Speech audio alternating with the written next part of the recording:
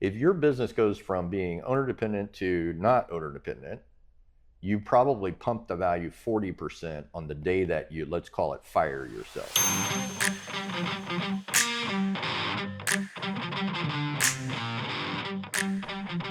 Sean, thanks for coming. Sure. As our guest on Like a Champion, we've been talking about it for a while. Excited to have you. Came all the way in from Denver to do it. That's right. Maybe not just for me, but we'll stick with that story. It's great to have you.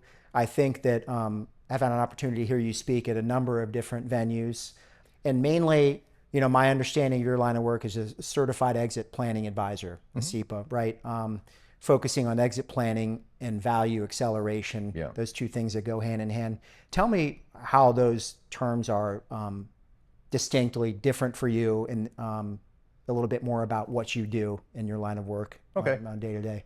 Well, you're right. I mean, I sort of got into the exit planning and the sort of what would become value growth or value acceleration later. The story is, when we started to get our certification at the Exit Planning Institute, it really was completely focused on something called the exit plan. We are actually taught not to think about it as an active process, but you're going to go through some steps and then you're going to end up with this physical artifact, and then you're going to take this big 3-ring binder that have 52 tabs in it, you're going to plunk it down in front of the owner, and somehow that was going to motivate them to do something that was really frightening in a way, right? Because owners are really kind of honestly ambivalent most of the time about actually getting out of their business, because their identity as an entrepreneur is really important, right? And that identity lives in the business itself.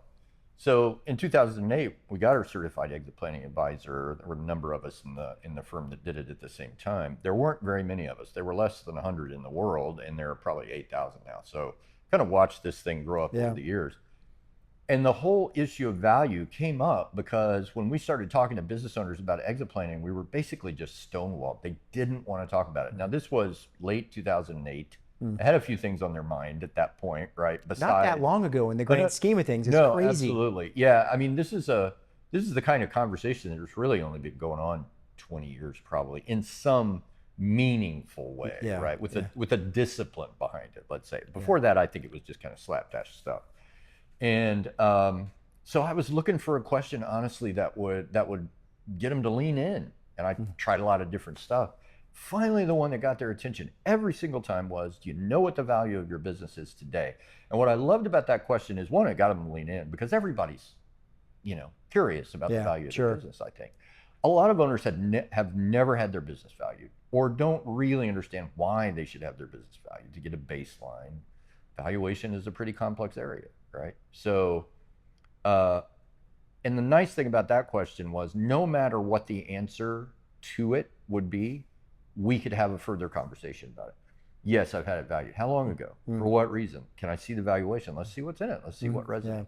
No, I've never had it valued. Well, let's talk about why it might be important. So on and so forth. That really became the focal point of what we call value acceleration or value growth now. And those terms did not exist in the way that they exist today. They did not exist at all in 2008. We did not have the idea of a value growth advisor or value acceleration. I still remember when Chris Snyder and I, Chris, the owner of the Exit Planning Institute, longtime friend of mine, we actually sat next to one another in the CEPA course. We sat down and sketched out what became the value acceleration methodology that all of us use today on one piece of paper at the Fairmont in Scottsdale. After a couple of drinks, we sat down in his hotel room and said, we got to change this process. And we have to make it something new, and we have to put value at the center of it, not necessarily the idea of exit planning being the core activity. Now, why is it important to owners? One, if you're going to build the value of your company intentionally, forcefully, over time, and it's not an easy thing to do. You know this from your own work. It's not an easy thing to build a more valuable business and keep it valuable. But if you're going to do all of that work, the next conversation that you want to have is harvesting out of the business. And of course, business owners' net worth is most of the time completely tied up in their business, and that is a very illiquid, difficult to monetize asset, right? Failure rates are very high. So that whole conversation, it just sort of expanded. The world got bigger in our profession when we started talking about value as core to the process rather than just let's create an exit plan. Yeah. Right. You alluded to this earlier, but starting to have these conversations back when people weren't having them and using terms that people weren't using. Yeah. What drew you to exit planning, value acceleration? What drew you to this line of work? Yeah, it's an interesting question. So I sort of bounced around in my career, but the inflection point was when I was hired to be the CEO of a fast growing institutional real estate consulting firm. So I was living in Chicago at the time, and that firm was really a Wall Street firm. We had clients like Goldman Sachs and Prudential and these big real estate investment houses. And it was a sophisticated firm. It was already doing well, and they hired me because I really am a growth guy. I guess I would say strategy and growth. That's kind of where my passion lies. And so they said, look, go triple the size of the firm. Go. They set me loose. And our competitors were like Cushman and Wakefield, CB Richard Ellis, PricewaterhouseCoopers. And I had to figure out, I mean, we were an upstart. I had to figure out a way to beat them. And speed was one of the ways that we could beat them. Create an agile business model, grow the firm like crazy. I had a really nasty habit of sending clients that I didn't want to my competitors. So I was competitive. I wanted to win. And so we did. In 3 years, we tripled the size of that firm. But we did a lot of acquisitions to do it. We grew organically. And eventually we ended up with, I think it was 56 offices in North America. Bigger spread, bigger footprint than any of the other firms. Very local market oriented, right? So we would have people in the market. So that was part of the strategy too, is differentiating. Now, I had never done acquisitions before. Dirty secret. So when I took the job, I was 34 when I got hired as the CEO. Much too young to do this job.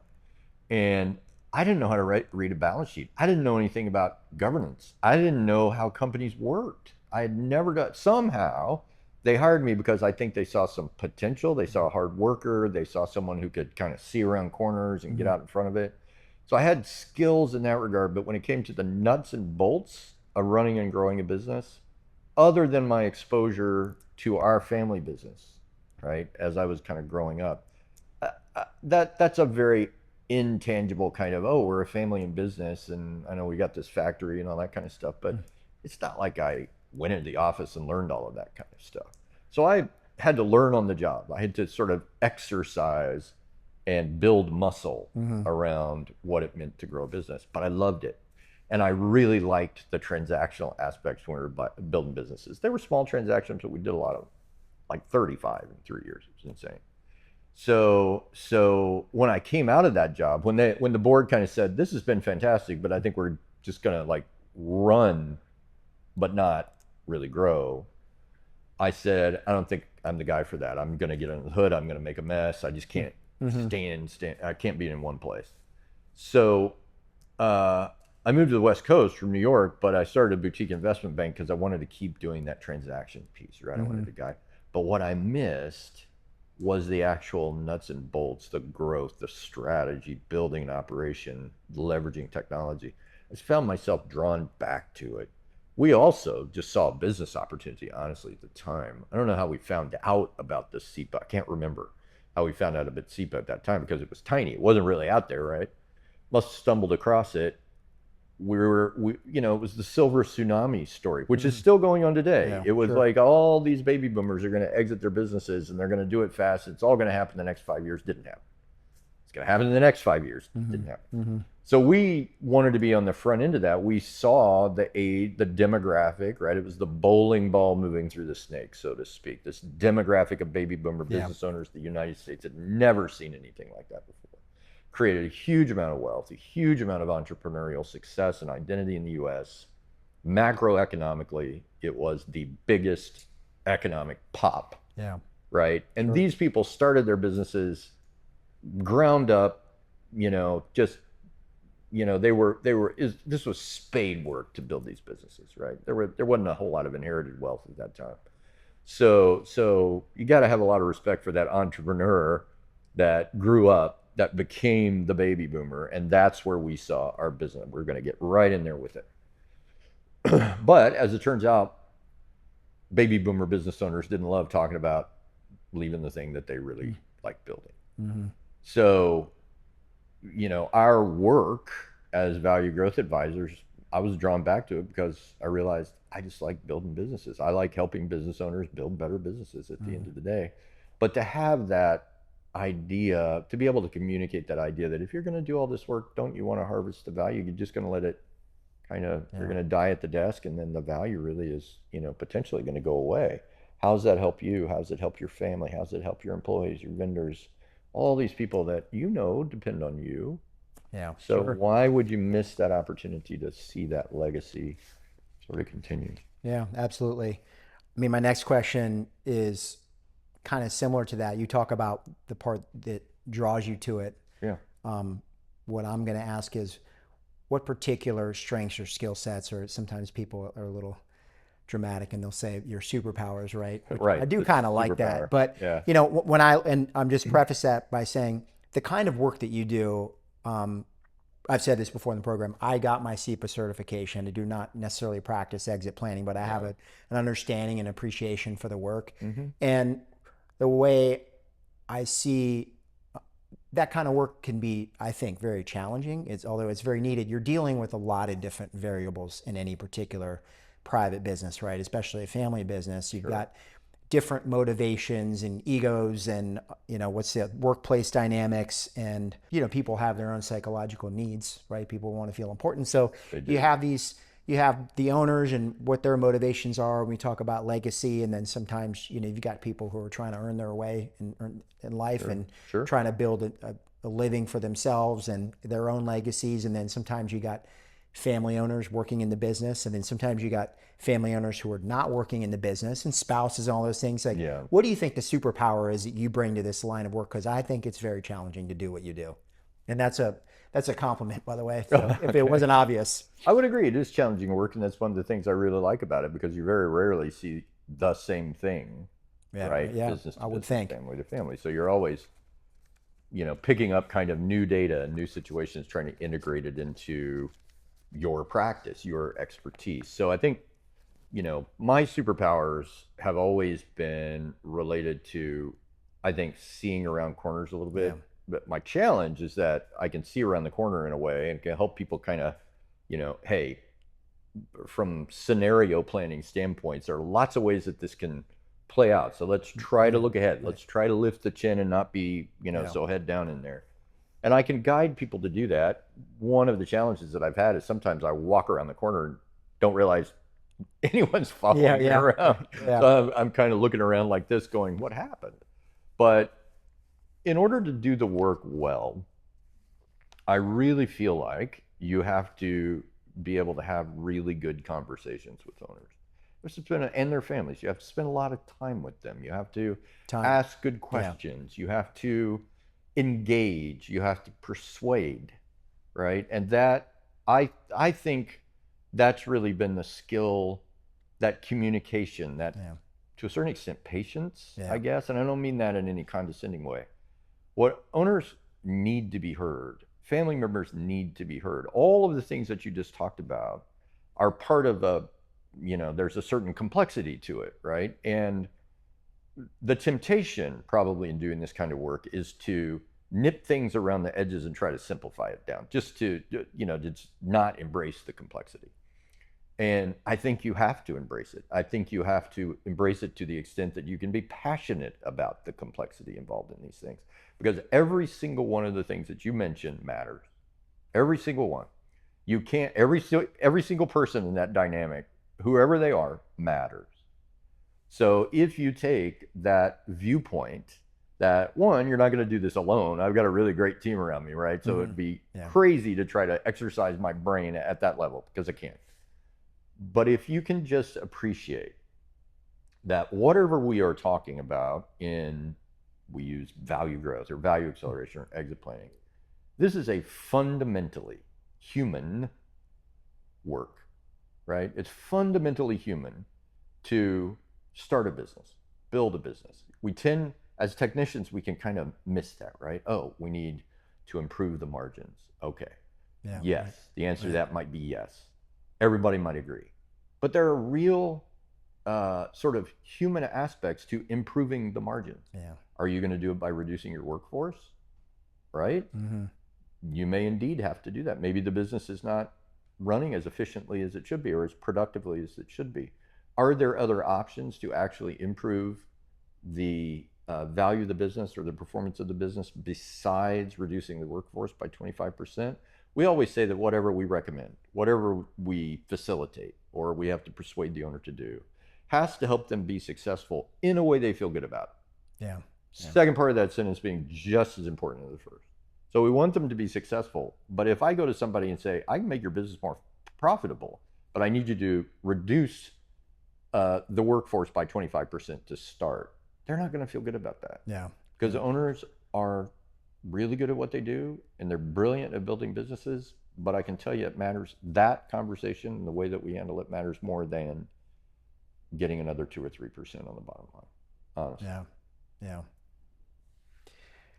When it comes to exit planning, Sean, we talked about this over and over again, but do you see, and there's plenty of statistics behind, I think, when they do, the EPI does, Exit Planning Institute does their owner. Yeah, the survey. The state of owner readiness. State of owner readiness, thank you. And you look at the statistics, back early on, 10 and 15 years ago, about the number of owners who actually have an exit plan in place, written or otherwise, versus now, it's drastically different. I feel like that this is something that is much more on the forefront of their minds in exit planning. Do you see a difference in the average owner's mindset today than when you started in this line of work?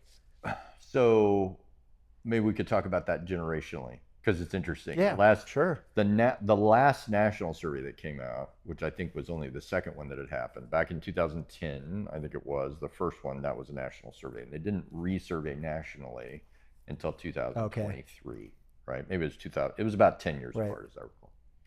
So what we found in that survey was that the situation with baby boomer business owners hasn't changed that much. Is that right? It's interesting. They tended to be the least educated on these issues. They still didn't have a good team around them. They just simply, for whatever reason, had not fully embraced the idea of planning for an ownership transition. And remember, we as a firm are completely agnostic regarding the pathway to exit. I mean, this, sure. Right? So we're not M&A advisors. We don't run transaction processes like you do. So if an owner says, I want to keep it in the family, we're prepared to support that. If they want to sell it to the employees through an ESOP or whatever, we're prepared to support that. That survey found that baby boomers really haven't changed their ways very much, to be honest. Really? And they've got that's kind of a problem for us as a country, by the way, because so much wealth is held in that category in that generation, and so much of that wealth is held in businesses. In general, business owners of that generation compared to non-business business owners of that generation are 4 to 8 times wealthier, right? As owners versus employees. And they hold 70 to 80% of that wealth in their business. Now, if that wealth doesn't get harvested, if there isn't an ownership transition, that at least moves it from this generation to the next generation, or whatever that might look like, money in motion, so to speak. If that doesn't go well, think about the amount of money that's been sucked out of the U.S. economy when people go into retirement. And they generally get more conservative with their spending anyway as they get older. But now they're going to have less money to spend. And since what is 73, 74% of the U.S. economy is spending, consumer spending. Yeah, sure. So think about baby boomers not having as much money. That can have a real impact. So I'm worried about that. Now, if you go to the other end, if you went to, Gen Z, Gen X, better planners, as it turns out, more open to advice. Baby boomer business owners turned out to be really resistant to outside advice. Gen X less so. Gen Z really open to outside advice. And most of the Gen Z owners already had a team. 68% of them, I think it was, had a plan. Interestingly enough, 7 out of 10 of them said they wanted to transfer internally, not selling the business. So that was interesting. Could changes all the time. As you know, people say, I don't want to sell it to an outside party. They end up doing that anyway. So, but it was just a really interesting segmentation by generation there, by the age groups and how people identified themselves. So we see big change in the younger entrepreneurs, much more openness to planning and openness to just sort of ownership transition in general. A lot of them had already diversified equity within their firm. I wouldn't say they necessarily did it well, right? But they were sharing equity from the beginning, so there wasn't kind of a call it equity hoarding kind of strategy. By the way, I think families should hoard their equity. I would tell them to be jealous of their equity, honestly, because partnerships are hard. But I think in general, what we saw was a movement in the right direction, just more movement in the younger generation. Yeah, that's fascinating about the generational type of mindset. And I believe I had read that last owner readiness survey and seen some of that as well. And it's really, really interesting about the mindset there.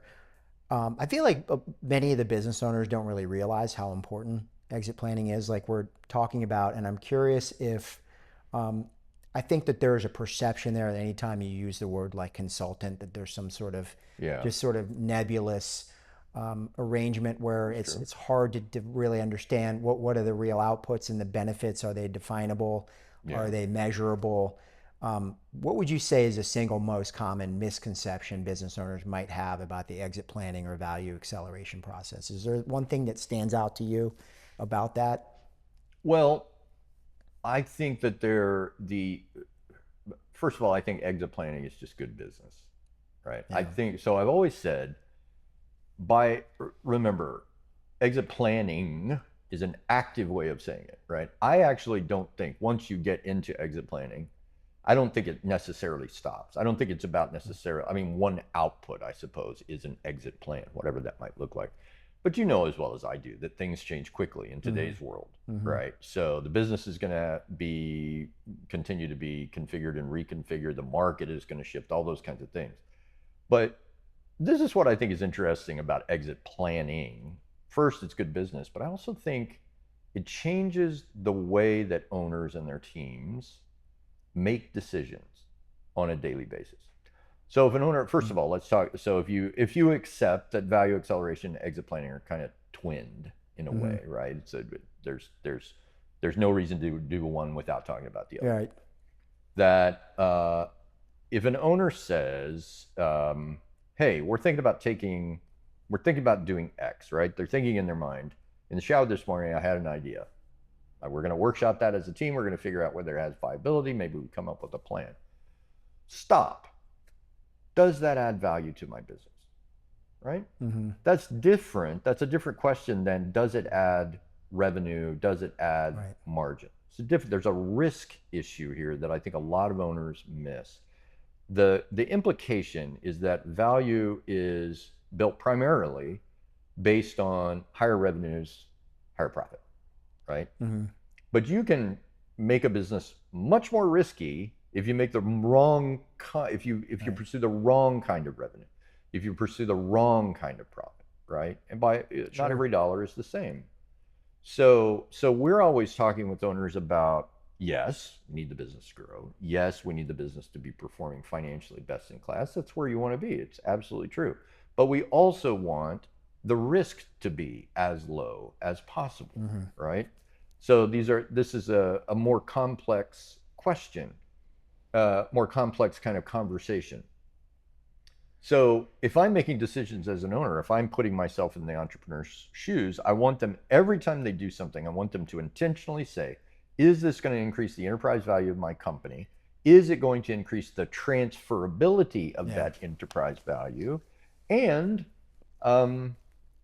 is it a decision that we would make today as a team? Or am I making a decision as an owner, right? Because I think owners deserve to be credited with the fact that they are a shareholder, they are an owner, and their decision framework may be different than their chief operating officer, their chief financial officer. Right. Doesn't have that kind of stake, right? And usually doesn't have that kind of stake in the future performance of the business. So my point being, value growth and exit planning as an active exercise for long periods of time is a decision context. It's a way to think differently about making decisions in your business. Because anything that you do that decreases your options for harvesting or takes value out of the business, I would say you shouldn't do. Yeah. And sometimes it's tempting to do that next creative thing. I like that. Right. But there's a discipline to it, a cycle to it Yeah. that you really need to respect. And I think people, honestly, I think if you're exit planning, I think you're just kind of on a sort of a constant just cycling of, maybe every quarter we stop and we think about this quarter, did we add enterprise value? Is it transferable? Do we need to change our plan? So on and so forth. So that value acceleration, a lot of that is getting the relevant parties within the business to be aligned on how they make decisions. Sure, fundamentally, absolutely, right? And absolutely. getting them all on the same for it. page. And I would think that if you're able to do that successfully, then at the same time, you're probably increasing the autonomy of the people in the business and giving them the ability to, think the same way that the owner would want them to Absolutely. think, and thus sort of, pushing down and that decision-making ability and making the business a little bit less dependent on the owner, right? Because you have to go to him every time or her every time. Yeah, that is absolutely necessary. One of the things that we see most often, I would say, in situations where we're getting involved, one of the reasons that we're getting involved in driving value of the business or increasing performance, that risk of owner reliance, the owner dependency, that's probably the most common and the most destructive risk we see in businesses when we start. Now, I'm not saying that the owner should be in any way eliminated from the business. That's not the point of that. They have an incredible knowledge base. They have entrepreneurial spirit, right? They have that kind of drive that a lot of people don't do. They've taken, from the outside looking in, most people would say, I don't understand how you can live with that level of risk, right? Every day, but they do. They've embraced it, and that in many cases, I think, has made them better people, right? They are community. They're citizens of commerce. They're community leaders. They make, at the end of the day, they make the places that we live more interesting, better, more attractive, more valuable. There is an ecosystem that's directly related to their entrepreneurialism that wouldn't exist in communities days without them. So they deserve that credit. However, if you do not pass that authority, maybe not total autonomy, but the authority to make good decisions in the business, if it still rests with the owner, then the business just simply can't thrive in terms of value creation, right? So it's really important. Can you imagine a business? I think it rarely happens probably, but as an ideal, could you imagine a business where every single person in the business thought like the owner? Take away the bad habits that owners have, but let's call it ownership thinking, right? If everybody in the business thought like an entrepreneur thinks on a daily basis, how do you think that business would do? How much value would it have? If you look at it through the eyes of a buyer or the eyes of an investor, if I'm looking at a business like this, like that, and I can see it, I can see people talking about it and making decisions, and the owner being able to stand back, having transferred that authority and that kind of culture of ownership, not just the expectation that they should think and act like owners, but they get rewarded for it. They get recognized for it, right? You drive that kind of culture. I don't think I could get my checkbook out fast enough to buy that business. Because, for instance, if I'm a private equity investor, right, I want all the businesses that I own to look like that. So this idea of ownership thinking as a concept, but also how do you systematize and kind of make that just a way of life within your business? That kind of thinking, that to me is just sort of, there's no ceiling on value for that kind of thing. If an owner thought about that every day instead of worrying about somebody, being able to, buy better or invoice better, people can learn to do that. But you need them to learn to be entrepreneurial thinkers, because that's where problem solving is going to come in. That's how they're going to actually not require the owner to be in the business in order for it to be successful. Yeah, and most businesses, to that point that we see, don't really have any sort of standard operating procedures that are formalized in any sort of way, let alone, have everybody thinking just like the owner, right? So you don't see a lot of that alignment, and certainly not, without formal training programs and stuff like that. And it was the smaller, lower middle market businesses tend to fly a little bit more by the seat of their pants. Yeah. You would see, from our viewpoint, you can see where that could add a tremendous amount of value to get that alignment and that sort of decision making. So it's an interesting observation. One of the foundational tenets of the SEPA methodology is the three legs of the stool. That's right. Right. Yeah. And so personal, financial, and business goals. Yep. All into one master plan. Can you just talk me through at a high level, how you do that work? Sure. That's a powerful metaphor, and it's one that resonates with owners. It's one that I've had in my back pocket, honestly, in conversations with owners for a long time, because having done this for a long time, I've seen the way that owners react to that concept, and it is really, it's kind of a first timer for a lot of owners. When we talk about it, they're kind of like, wow, I never really thought about how optimizing the value of the business, creating personal financial readiness, and having a plan for life after business would fit together in a way that must be balanced, or the stool's kind of falling over, right? Getting wobbly. So how are we going to approach that? First of all, when we first start talking to business owners, one of the things that's going to set us apart as consultants, as business advisors on the value growth side is, and I often say to owners, you're going to wonder why I'm about to ask you this question. You're going to think I'm crazy, because no business advisor will ever ask you this again. What is the status of your personal financial planning? Tell me to go to hell if you want me, if you don't want to tell me anything. And they'll say something like, well, that's an interesting question. You're right. Why are you asking me that? And then I just talk about how the personal and the business begin to link together, right? And the business being their biggest financial asset, being very illiquid. If they don't have a financial plan, often we'll then say, well, let's get you one, right? We don't do it, but we're gonna bring those various professional disciplines to the table to make sure that the owner is surrounded by the folks who can help them think through it and answer questions that are going to be absolutely key to their future, right? So we're linking, all that we're saying is, we can't talk about the value of your biggest financial asset, right? That business, without also talking about, do you have a personal financial plan that would take that into account? Most financial plans for owners could be absolutely comprehensive on assets that are outside of the business, for instance, the real estate, their retirement accounts, their investments, all that kind of stuff. But I can tell you, most financial advisors might be aware that they have a business, but never say, do you know the value of that asset? And the owner might say, really have no idea. Well, what happens? They'll say, well, let's just put 10 million in the plan. We know it's there. Let's put 10 million in the plan. And I call that taking that very important asset and putting it over in the corner of the conference room and pulling a potted plant in front of it, so that you're going, we know it's over there. We'll just deal with it later. It's just kind of lurking, right? So the business might be worth 50 million. It might be worth 5. It's wherever the starting point is, we have to actually have a number, and then we need a plan around it. Because most financial advisors, quite frankly, aren't incentivized to deal with a highly liquid private security, right? Yeah.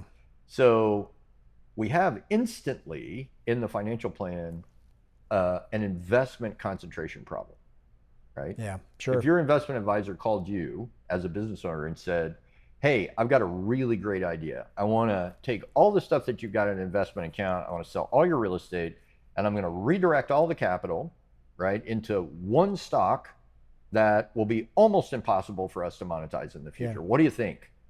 But that's what business owners do every day. Yeah. That one stock that they've invested all of their money, all of their life, all of their identity in, it's right there.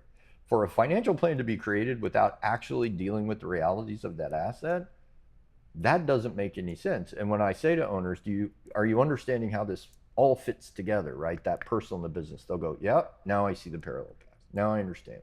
This, I often describe it as the business and the personal as the two sides of a DNA helix, right? They're moving, they're sort of twisting in concert with one another, but all those little rungs that make that DNA ladder are the communication and the collaboration, the problem solving between the different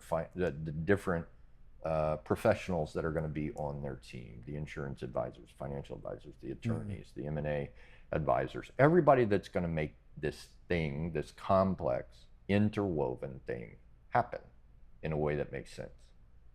So once they see that, the personal and the business tying together, and they begin to warm up to that conversation, which doesn't take very long, quite frankly. Owners have a sense that they have a problem, which is it's all in that pot. Right.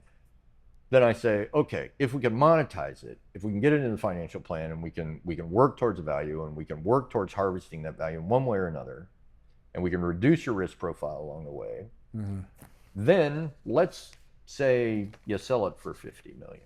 What are you going to do? Yeah.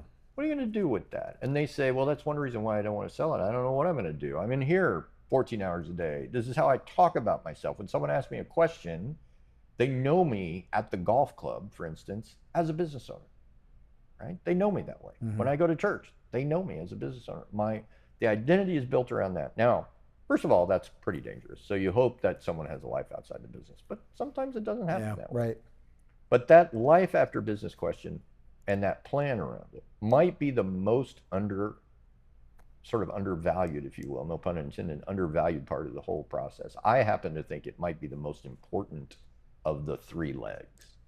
Because if you don't have a reason to set the alarm the day after you're not any longer a business owner, there will be an emptiness, I think, that becomes really, really dangerous. I've seen owners exit their business and sink into marital problems, substance abuse. I mean, just misery almost.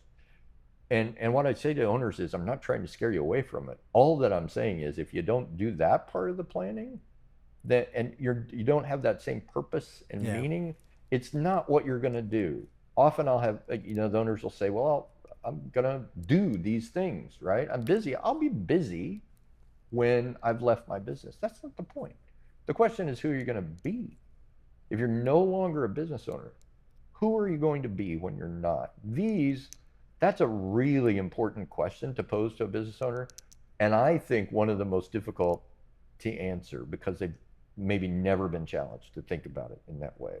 And so when you put all those things together, the three legs of the stool, this sort of triangle, all of a sudden they start to say, oh, no, I understand why I need all these people at the table. I didn't understand why I needed to have, personal planner. I didn't understand why I needed to have a personal financial plan. I didn't understand that I needed somebody who could really help me with estate and tax planning. I really thought about that. I have a trust. Well, good. Yeah. But probably for a really high net worth individual, not even close to enough. I'm not going to be able to do all that stuff. I'd be crazy to. That's not my expertise. But I can bring a good team together and quarterback it and play the role of the value advisor at the same time. So my job is to handle that, optimize the business value leg of the stool. That's my focus. But I also want to make sure that all of those team members are working in concert, staying connected in that DNA helix, right? And that, I think, for business owners is where the magic happens, because all of a sudden they know they've got people on their side. The professionals know what they're supposed to do and why. They have someone who's quarterbacking a really complex thing for them on their behalf. And what happens? Their blood pressure comes down, first of all, because now they're beginning to see something emerge that is comprehensive, right? That's holistic. Yeah, right. Holistic. They're being paid to, their humanness is being respected in this process, not just about the business. Their family's being respected. The things that matter the most to them are on the table and they're being talked about. So their blood pressure comes down and it converts ultimately to peace of mind, which I think probably is the most important outcome of the whole process, because in today's world, we very rarely have it. Yeah, right? sure. And entrepreneurs, I personally think they need more, and they don't very often have the space in their lives to get it. So by putting some oxygen into that conversation, by making it a little bigger and more holistic, I think ultimately they just kind of breathe easier. And I love to see that. I've seen the moments in this process where owners just kind of take a deep breath and let a lot of stuff go. That's beautiful to watch. Yeah, that's amazing. I think that I kind of compare it sometimes, and it's not the exact same thing, but you look at a lot of the clients and the prospects that we deal with, 5, 10, 15, $25 million businesses, Yeah. true lower middle market businesses, Yeah. not small business. No. But they don't have the budget or really arguably the need to have a C-suite like you would see, Right. you know, in a large cap biz or, you know, sort of blue chip Wall Street type of business. Right. But essentially, that's what you're doing when you're bringing in the outside advisors, right? Is you're building your sort of personal C-suite. You're relying on the expertise of people who specialize in doing these things that you need. Yeah. Right. And so, you know, whereas a large cap company would have a CEO, a CIO, you know, chief marketing officer, operations, everybody performs a very critical role. Yeah.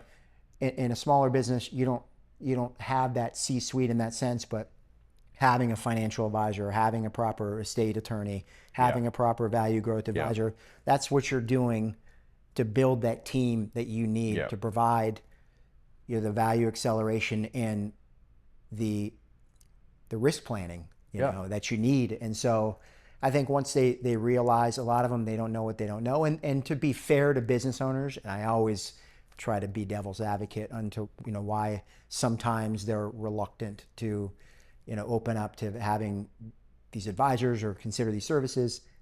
People are trying to sell them stuff all the time, right? That's true. You know, marketing services and web search, and you're getting bombarded with these things. And so, you know, and you talk about the older, you know, baby boomer generations too. These are generations that had to learn to kind of rely on themselves. They do very self-reliant. So we're all a product of the systems that we grew up in. So I like to think, even though you and I are sort of at different lines of the continuum in terms of the services we offer, we're advisors, but we're shrinks too. You know, you've got to learn to understand and have the tactical empathy of where these people are coming from. They're the ones that are taking all the risk, right? And they're spending all of their time and energy on their most vital asset that represents, you know, not only the majority of their net worth, but their identity.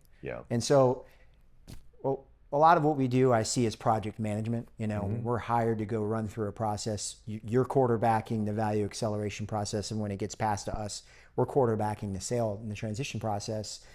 And we're managing so many different things at once. And sometimes I do need to step back and say, you know what, this is a really emotional process for our client. And maybe today I don't send that call or that email or make that, you know, that text message. They might need an hour or two. You know, we've bombarded them with a lot today. Let's just start tomorrow, or if it's Friday, we'll give them a weekend of rest on Monday, and we'll lead with, you know, hey, I know this is a lot on you. It's an emotional process. And I've had clients break down on me before where they've said, I didn't think I had an emotional attachment to this business. But going through the process and the diligence where you're getting poked and prodded, you know, with like really all of these requests, and they're like, this really got to me. And I said, you know what? Totally get it. Let's put a pause button on today. Let's revisit tomorrow. You know, take a mental health break. And so we have to remind ourselves, as much as we are aware of this and experience it, that, you know, sometimes it's not about going forward as fast as possible. Well, that's the essential humanness. Right, exactly. Of the process. The logic would tell you, yo, we can get this done today. Right. Why don't we do it today? No. It's okay. We'll just. I think it takes a long time to develop that. As a professional, I think it takes a long time to develop that kind of instinct. Right, where you realize, where you just know, it now is not the time. Right, because, I mean, you know, you try to push someone past their limits. First of all, they can break down, right? They can really kind of withdraw from the process. They can. But also, I don't think you get the best information when they're in that space. This is a perfect segue, and I'm not cutting you off because it's so relevant. Is in your line of work, you do often these 90-day sprints. Right. And so I think there's a reason for that. And I wanted to ask you about the 90-day sprints and the psychology behind that, and, you know, generally how that works. So I mean, if you accept, and I think you would, right, if you're listening to us talk, how complex, how many dynamics there are to manage, how many sort of moving parts, so to speak, of this process. I think if you said to someone, because often owners will say, what's the ideal time frame for me to do this planning? Like, what should I expect? And for some reason, everybody answers the question in the same way, but I don't think there's really any data behind it.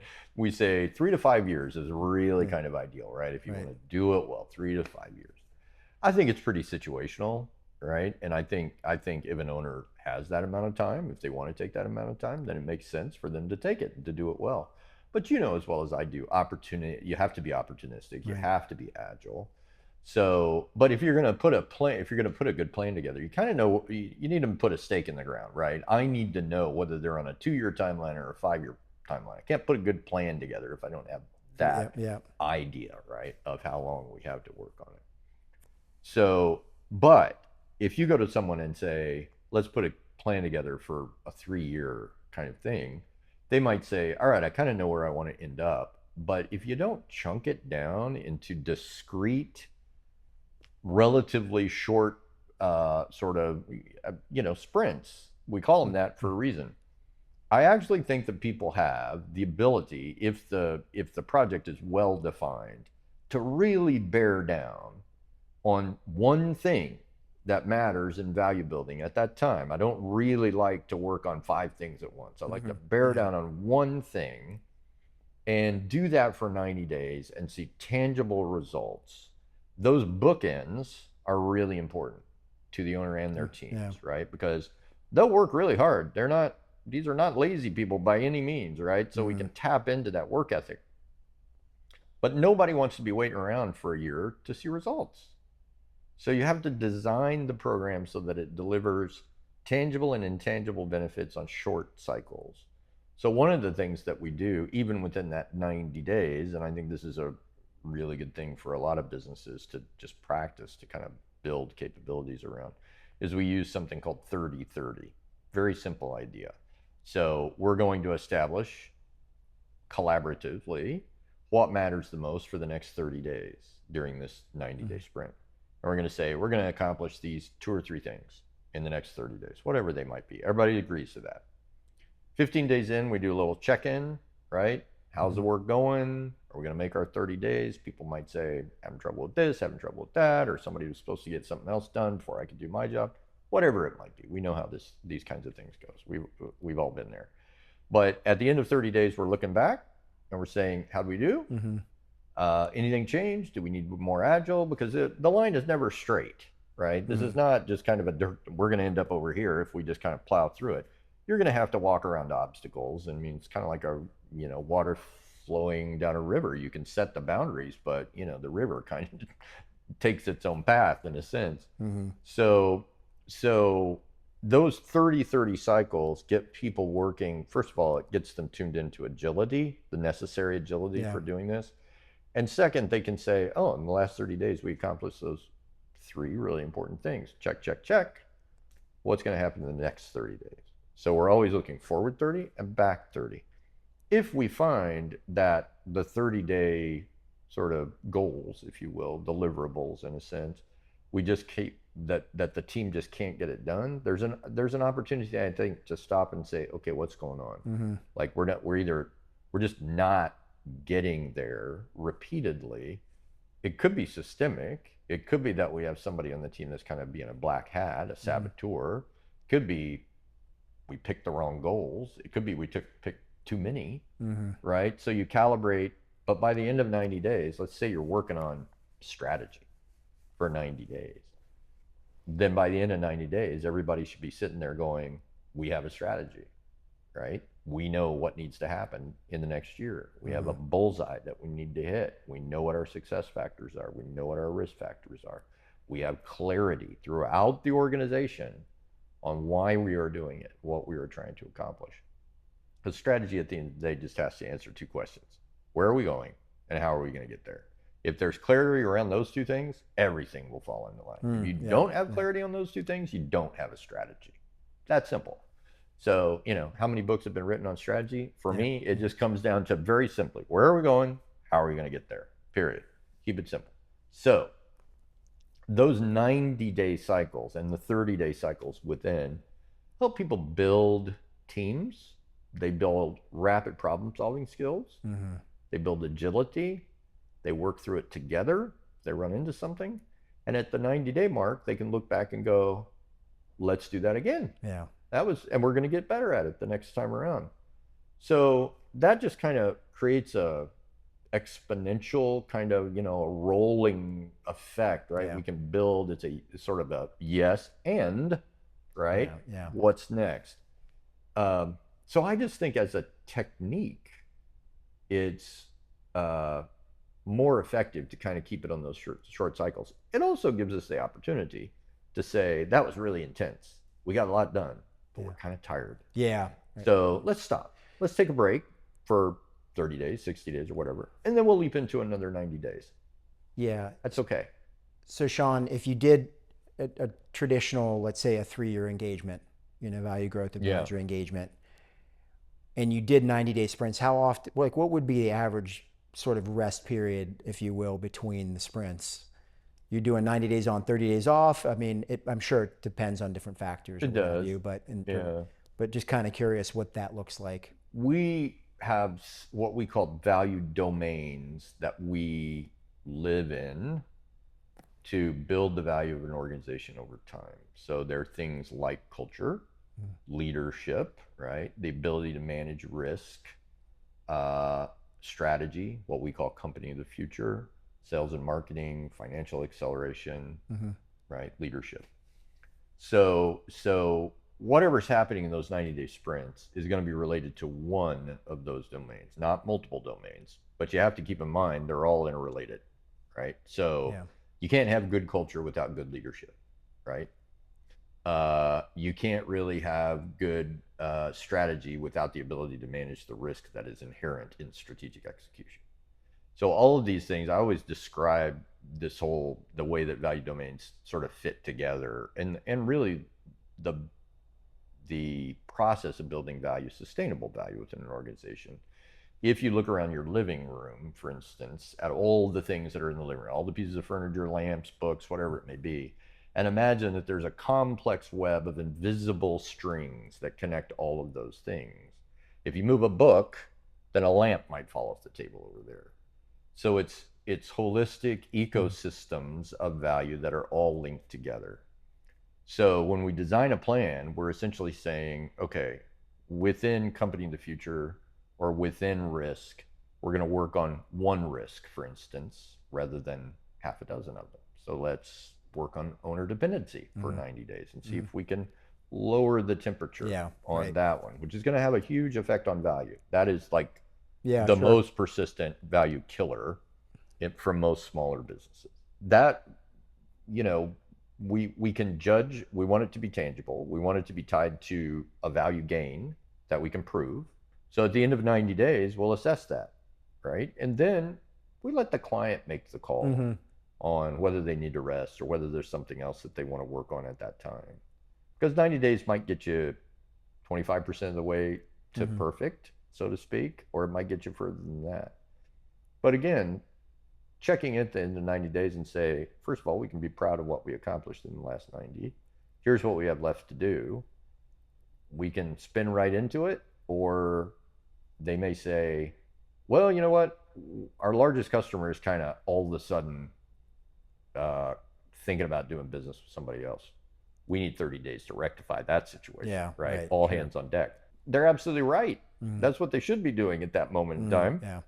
If I say, do that, but you got all this other stuff to do, what kind of result do you think we're going to get? The conditions must be right.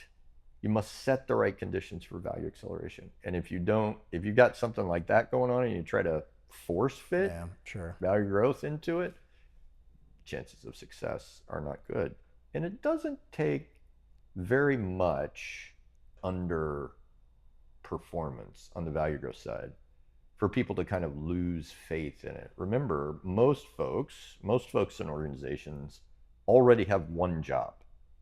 When the owner has an absolute vested interest in growing the value of the company, right? The value of their equity.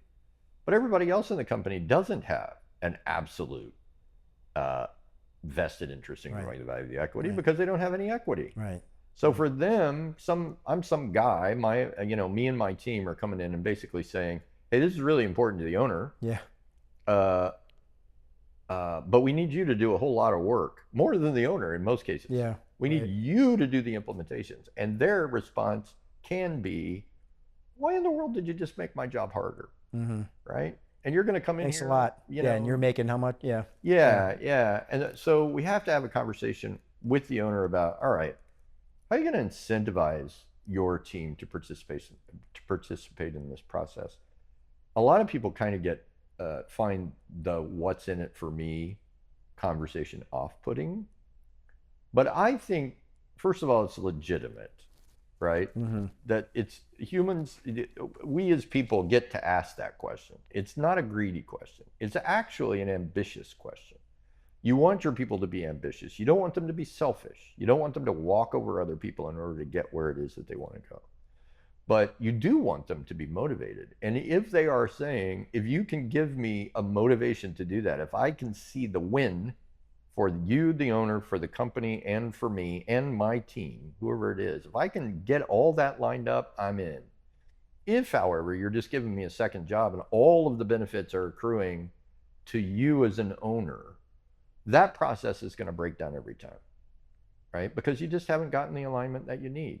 So a lot of owners will say, well, okay, what do I need to do? And you know, it could be, let's put a long-term incentive plan in place. Let's do some creative things with, you know, non-qualified deferred comp, highly technical conversation, right? But let's bring people in to educate you and see if it's something you want to do. A lot of owners talk about phantom stock or stock appreciation rights, that kind of synthetic equity. There are other ways to do it, but at the end of the day, if the owner says, this is great, I definitely want to do it, and I'm just going to tell people that they have to, right? And that's enough.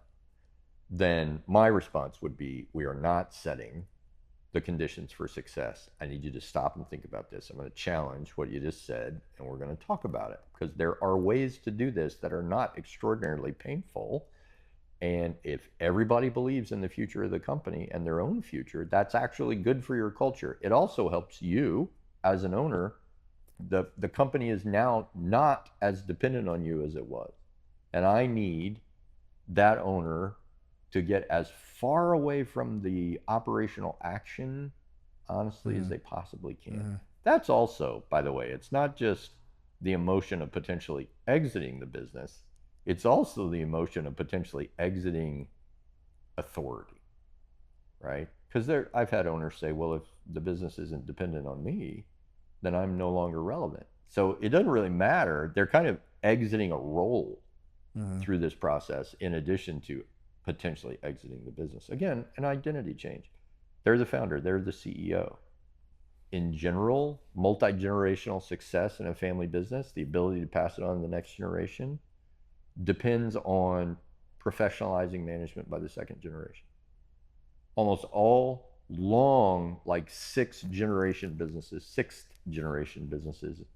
in the world, they're, generally speaking, Dennis Jaffe, who's a worldwide expert in family business, and consults with some of the biggest and most complex family enterprises. He did a study on 100-year families in business. A lot of them beyond that. So they were 6 generations in, and what he wanted to find out, he was curious about, were there characteristics that existed for in all cases, or was it just kind of a mishmash of stuff? And he kind of created a matrix, and there were things that showed up, but not in all situations except 2. And in every single case, those businesses, those families had done 2 things by the second generation. They had professionalized management with non-family professionals, and they had a board of directors which had a fiduciary role in the governance of the business. Not a board of advisors, but a board of directors that had a majority non-family independent directors on it. Very interesting. So what do we learn from that? First of all, pretty early in the process, they were willing to give up authority to people who were probably technically more proficient than they were in key roles in the business. So they were open. They were also open to independent directorship as a governance feature, real governance, right? They were open to having more independent directors on their board than they did family members, which is extraordinary in some ways. So they were open to outside advice. in almost every situation that really helped them build the family enterprise. That fascinated me, honestly, Yeah, because absolutely. I think family businesses in general, they want the legacy, right? They want it to last a Yeah, long time. of course. Maybe it can't. Maybe the option of passing it on to kids isn't possible. But what those folks were saying is this isn't necessarily about us running the business. This is about us keeping it in the family. Two different things. Running the business as an active participant and keeping ownership, fine. That's one version of it. But these families were essentially saying this is an asset that we care about and we want it to be a legacy asset. We know it's going to be more valuable if we have people, the best people possible, doing these jobs as early in the process as possible. And that might not be us. But we're going to do the things that we need to do. We're going to be intentional about it. We're going to do the things that are going to make it more valuable, but we're going to keep ownership. So they very intentionally went from family lifestyle business to value creating enterprise. It's an intentional jump. Doesn't happen because the business gets bigger. I've seen $50 million businesses that are still lifestyle businesses, run on income. So they said, we're interested in becoming a value creating enterprise, and we don't have to be the people who make that happen. So they became more passive equity holding families, and they passed that as an opportunity on to the next generation. What did they do there? They unlocked the potential of the family, because wealth then moves between the generations. But if you have a grandkid, instead of saying to the grandkid, hey, are you interested in running the business that we started? And the grandkid says, not really. Yeah. What do you do? But if you've moved wealth from one generation to the other, you haven't necessarily given up the, let's call it the Uber, right? The business, the first one that generated that initial sort of wealth for the family. But if that wealth is moving, then you can say to that grandkid, do you want to be a business owner? Are you interested in entrepreneurship?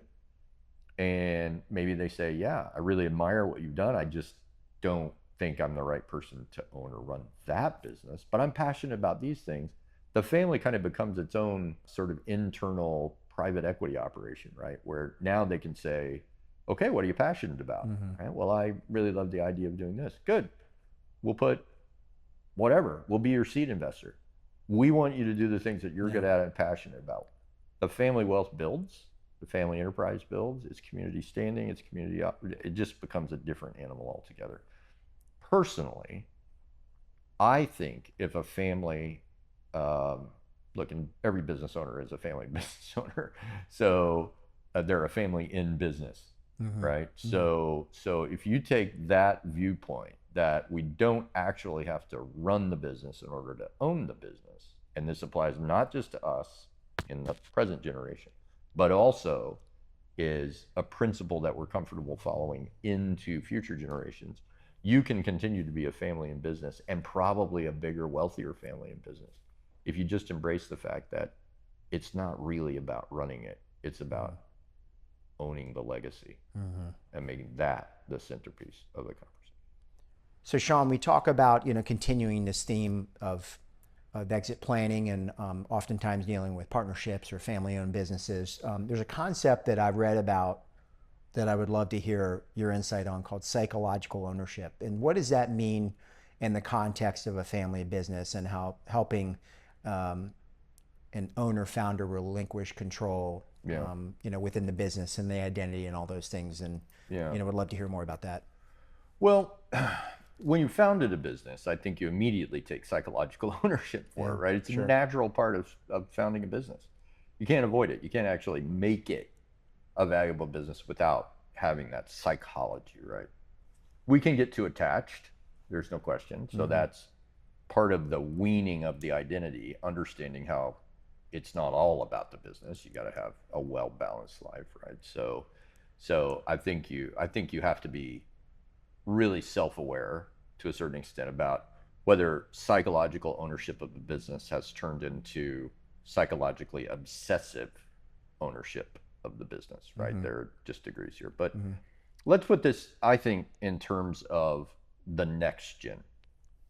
So let's say that the founder is the first gen, and somehow they're planning to pass the business on, keep it in the family, and pass it on to the next generation.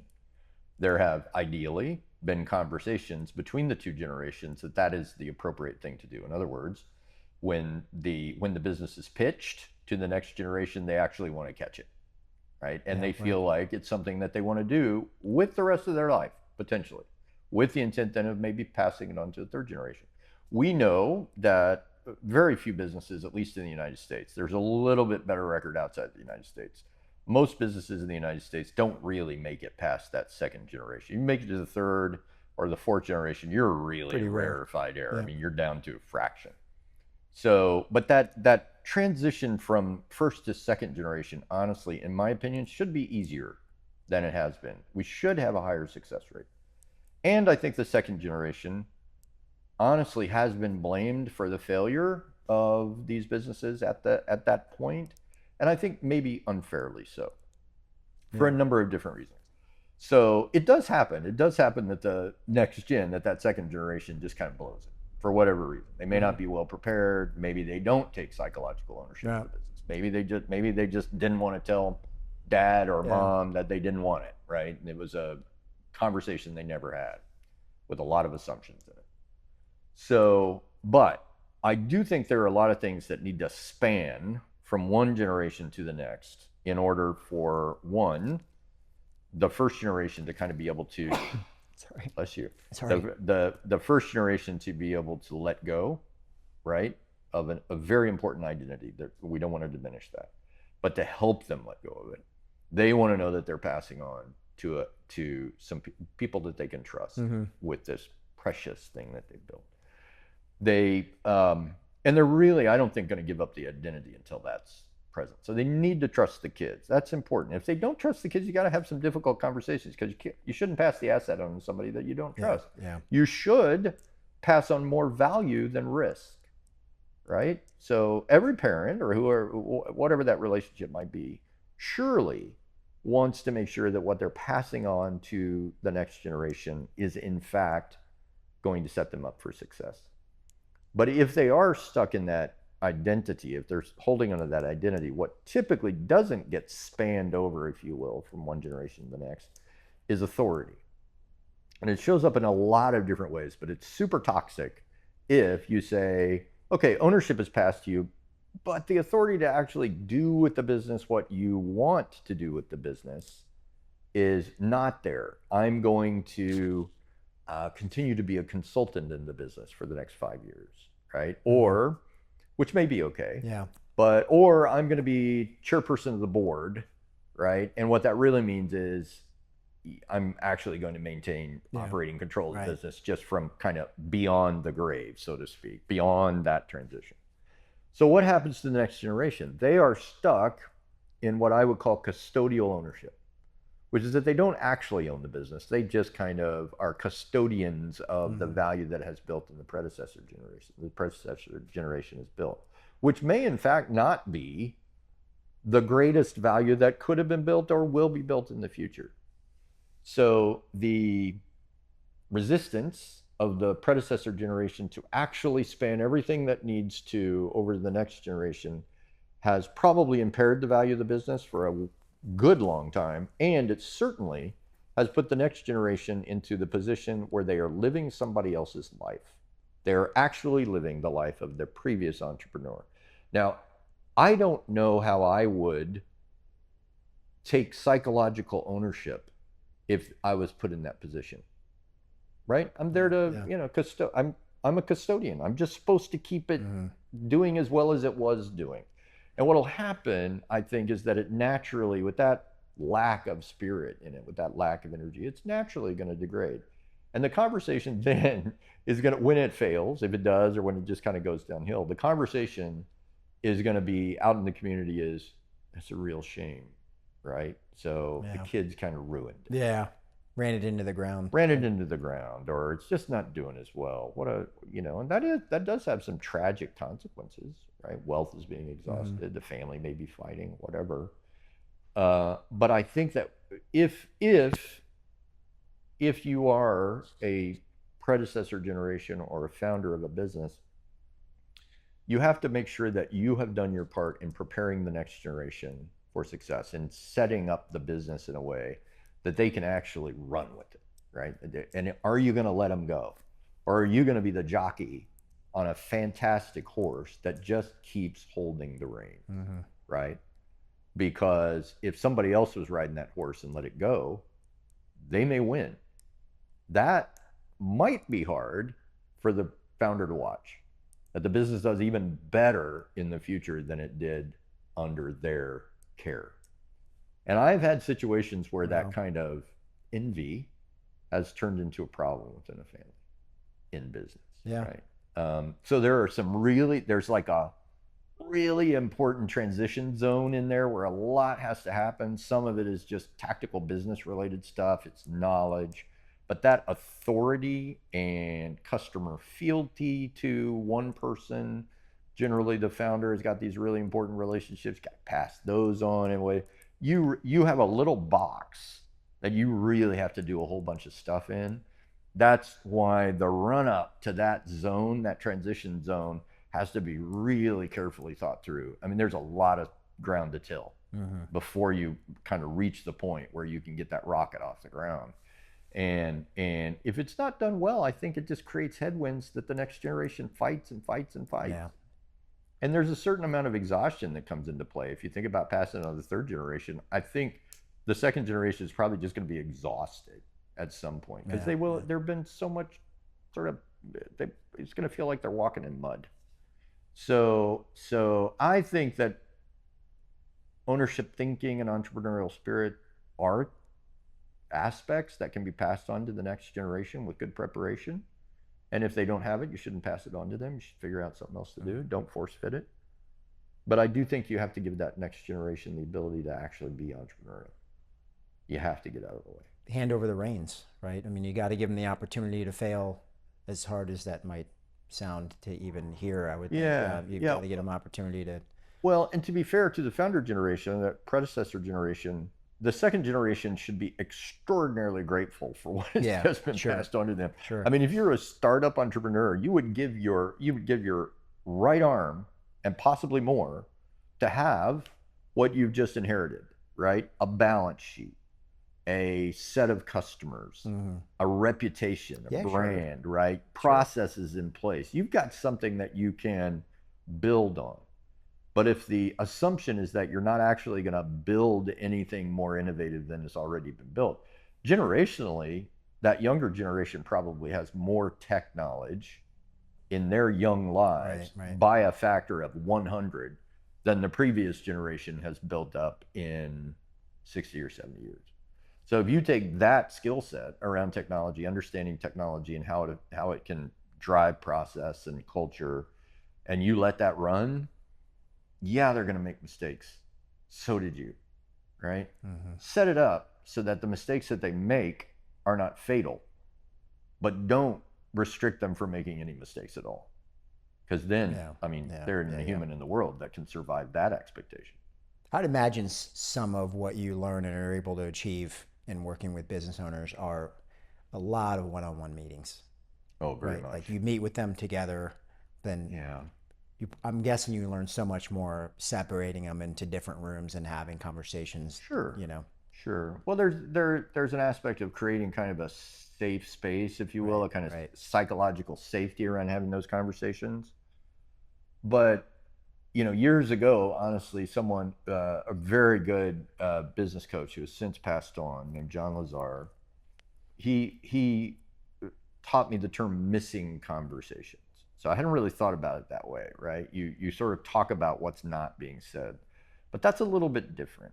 Part of what you have to do, I think, as a good business advisor, first of all, you just have to deal with the psychological part of it, right? You can't ignore it in these situations. But being able to identify and engage those missing conversations, right, among family members, among professional team members, whatever it may be, is an enormous, it's just an incredible skill set if you can learn how to do it. Because essentially what you're doing is you're just making it possible for them to say things in a safe, productive way that they have felt like they've never had the ability or the space to say before. So yeah, sometimes it is one-on-one. Sometimes it's in the middle of the night. Sometimes it's getting called by the client who's on his way to work at 4 o'clock in the morning and had a panic attack. I had that happen once, where, you know, one of our longest clients who recently sold his business, as a matter of fact, called me at 4 a.m. my time and said, I'm in the car and I'm having a panic attack because we were in the process of kind of reconfiguring the leadership team and leadership in general within the company, because it was still too dependent on him. And he was feeling that surge of what's going to happen if I'm not in control, right? That was his panic. He was like, I founded it, I've built it, it's much bigger than he ever thought it would be. I never dreamed that it would get this big, but I'm having trouble giving control to someone else. I trust him, I think, but and I said, okay, stop the car. I don't want you doing this while you're driving. Pull over, pull off, whatever it may be, and let's start to kind of unpack this very natural thing. This is not you, and 98% of every business owner on earth who has gone through this process probably felt the same thing. So let's get that out of the way right away, right? There should be a support group for this 12-step program for exiting business owners. So for him, just having somebody who would be neutral, right, who knew a lot about the business, who understood what he was trying to accomplish, to be able to pick up the phone and kind of be vulnerable, he didn't have that with anybody else. And he knew I was going to tell him the truth. Yeah. That was important, right? But I always ask permission. I always ask permission to tell the truth. I always ask permission to press them to have missing conversations with themselves, with family members, with other people. Because at first they're going to be really uncomfortable doing it. But, you know, it's interesting in our conversation, honestly, I'm being reminded of and realizing how much of the psychological we deal with in our business advisory work, because some of our work is just pretty darn tactical business stuff, like let's get better financial statements. Honestly, even though building a good financial statement and potentially going back and correcting past financial statements that haven't been so good, necessary part of the process, probably the easiest thing we do, honestly. It's a huge value driver to have good financial statements because it tells you a lot. But they're not that hard to fix unless they've really been a mess, right? Forensically, you can go in and reconstruct them with a good team. The human aspect of all of this is what I've learned over the years will make or break the work. Wow. Continuing along this sort of subject matter, but we talk about differing risk profiles amongst the generations. How do you manage those different risk profiles between the older, generally more conservative generations versus the younger, perhaps more entrepreneurial generations, more technologically savvy, different maybe world outlooks? Work-life balance versus, you know, all of these, maybe my identity through my name being on the building, and you know, just how do you manage that? Well, first of all, you have to see it, right? So I think my experience has been that even though people I do think become financially, maybe fiscally, maybe even socially more conservative as they age, I don't know that that's necessarily a given.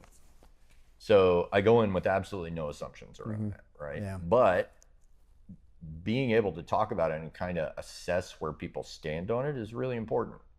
So we're going to ask questions about risk profile, right? In the same way that a financial advisor, your investment advisor, would say, tell me about your tolerance for risk, right?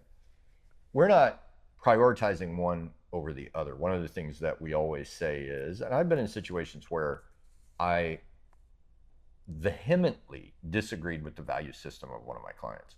Now, I'm not going to work with somebody who's abusive to their employees or abusive to our team. I've actually fired clients for being abusive to people on our team. I don't want to work with people who won't listen to us, right? So if someone is really kind of a bad actor, then we're not going to do business with them, or we're going to terminate the engagement. But different families or different, you know, owners have different value systems. it's not for us to judge those things, but they do create opportunities and constraints that affect the work and the outcomes of the work. So I think one of the conversations that you have to have when you see people who have different kind of risk profiles, right? The conversation has to be, what does that actually mean to you, right? Why are you in this place? Is it what you would consider to be a permanent view of risk in the business and risk for you as a business owner? Or is it a point in time? You just happen to be at a place in your life where, for whatever reason, your risk tolerance has gone way down. I think it's natural for younger entrepreneurs, right, whoever they may be, to want to take chances. The older entrepreneur did when they were younger. One of the reasons that I think people become less risk tolerant, for me, that's not really a question. That's not necessarily a question about risk tolerance. It's a question about innovation tolerance. It's a question about change tolerance, right?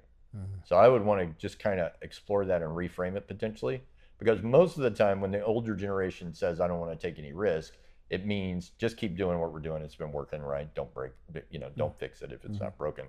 But it's also in I really am at a point in my life where I don't want to manage a whole lot of change right now. Whereas the younger generation may be in it has to change in order for it to be more creative, more innovative, to refresh it, to give customers what they are saying they want.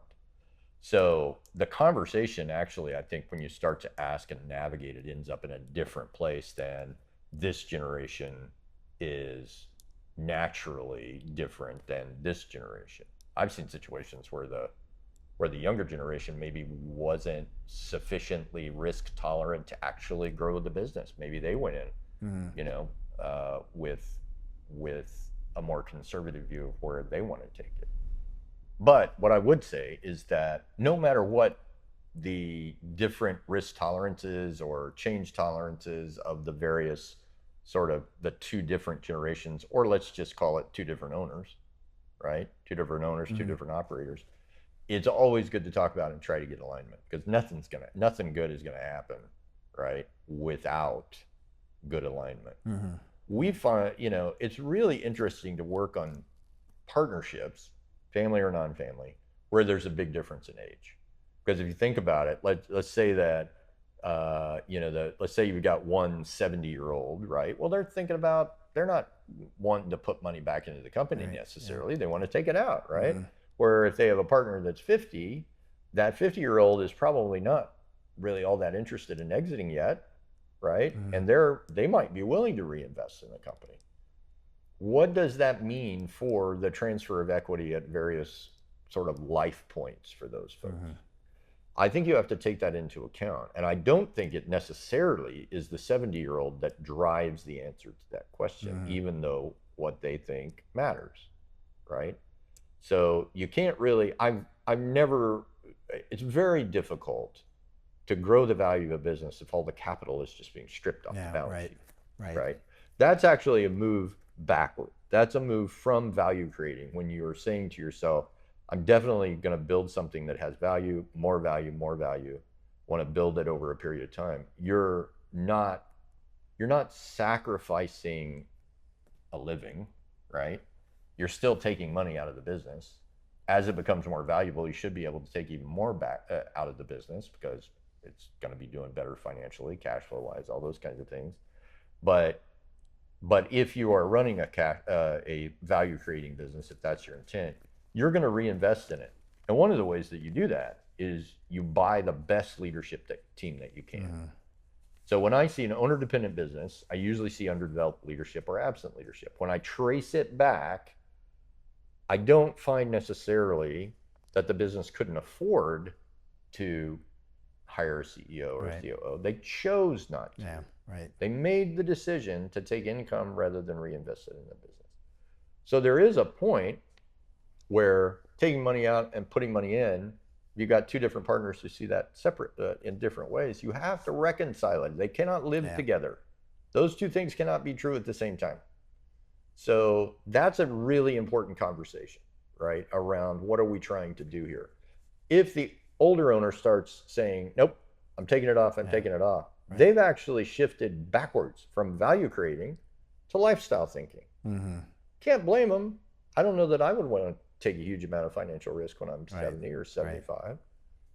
But that's a conversation. If you got a 20-year difference in partnership, that's a conversation that should have taken place 10 years ago.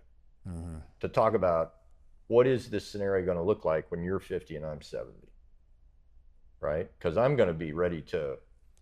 That's such a critical decision that we see so often, regardless of the reason. You're mentioning one of the potential reasons were the sort of unequally yoked partners, but that decision and that mentality to distribute profits rather than reinvest them in the business. Yeah.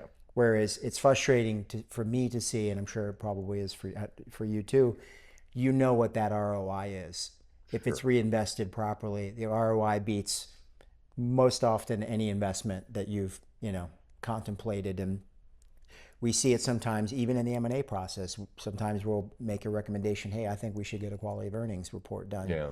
Because that's going to often demonstrate that we're actually making more money than we thought from a GAAP accrual standpoint. Yeah. And we never, and Dan, my partner, and I like to always say, well, I don't care whose money it is, we don't like to waste it. Yeah. So we're not going to make a recommendation for you to spend your money if we don't really believe that it is, at least stands a chance of getting a really strong ROI. There's no guarantees in life, right? But so that's a frustrating thing to see. You see those lifestyle businesses, and it doesn't really take hard. It's not really hard for you to judge and observe that, right? Yeah. You can look at a balance sheet, you can look at the website, you can look at the facilities, you can look at the equipment and go, it is a business, it is making money, but it's not something where there's a lot of pride of ownership. And again, like you kind of said, it's not a judgment thing. It's just you want this, but you're not willing to do what it really takes to get you there, which is oftentimes some sort of reinvestment in the business, whether it's a leadership team or, an advisor or upgrading equipment or software or those things. And hey, no, we've made it this far and made it too much money, fat, dumb, and happy. Okay. But I don't know if we can get here. Yeah. If you're going to just keep pulling out of the business. And, that's something that you see for sure. And it is. I think the light bulb that goes off for some business owners, I wouldn't say all, is when we say, it goes back to that kind of decision context we were talking about earlier. When you're thinking about these things, you make decisions that you evaluate potential scenarios differently, right? I could go this way or that way. Right. It's going to build value. Let's go that way. Which means that in some cases, at least, you're not going to bottom out your finances in order to do these things. But if somebody said, all right, I make $1 million a year off of my business, but it would really, if I'm thinking about building value, if I invested this year, if I invested $250,000 in a CEO, what does that do for me? I'm not as owner dependent. If your business goes from being owner dependent to not owner dependent, you probably pump the value 40% on the day that you, let's call it, fire yourself. Right? The day that you say, I have built a business that no longer needs me, I'm fired, 40% bump in enterprise value right there. So let's say you spend let's say your business is worth 10 today, and with owner dependency, and you can make the argument that a highly owner dependent business is not a sellable business. So it might be worth 10 on paper and 0 in the market. Right. But let's say it's really worth 10. And you've got a good shot at transfer. But 10 isn't enough because your financial plan says you can't do this with 10. Sounds like a lot of money, but you're 60. You can live a long time. It costs a lot of money to live a long time in the United States. Yep. So 10's not enough. You need it to be 15. Okay? The question for us as value advisors, our charge is find the other 5, right? Yeah. And make sure it's transferable when we get there. If you're owner dependent at 10 and we can build the program that gets you to highly owner independent, right? Then I just added $4 million to your business that day, and it cost you $250,000 to start that process. Now, to your point, I'm in control of the value of that asset, unlike investing in the open market. Now, I am building an asset that's extraordinarily liquid, so let's be realistic about it's going to be hard to get that value out potentially. So that's an aspect. But $250,000 a year to get $4 million probably within a year and a half is probably a good investment. Yeah. But again, value creating versus lifestyle. I should make clear, I don't have anything against lifestyle businesses. Yeah. It's just a choice. You're going to act one way if you're in lifestyle mode. You're going to act another way if you're in value creating mode. One way that we get our clients to think about value creation is just to change the perspective a little bit and think. We just say, think about your business through the eyes of a buyer. If you stand back and say, all right, I'm going to try to be completely unemotional about this thing that I've spent my life building. Just going to take a flint hard look at this thing. You'll find stuff that you don't like, but you'll also, that change in perspective, all of a sudden, you're going to start making decisions differently, because you will say in that situation, a buyer would be a whole lot more comfortable buying this business if I had a good CEO in place and if it wasn't dependent on me. Because if I run out of this and, something happens to me tomorrow, if it doesn't run well, nobody buys it. Yeah. Or they buy it at the discounted value of the assets on the balance sheet, which isn't going to be a good story. So it's just so important to change the perspective, just that little bit. Step back and look at it through the eyes of an investor or a buyer. It's not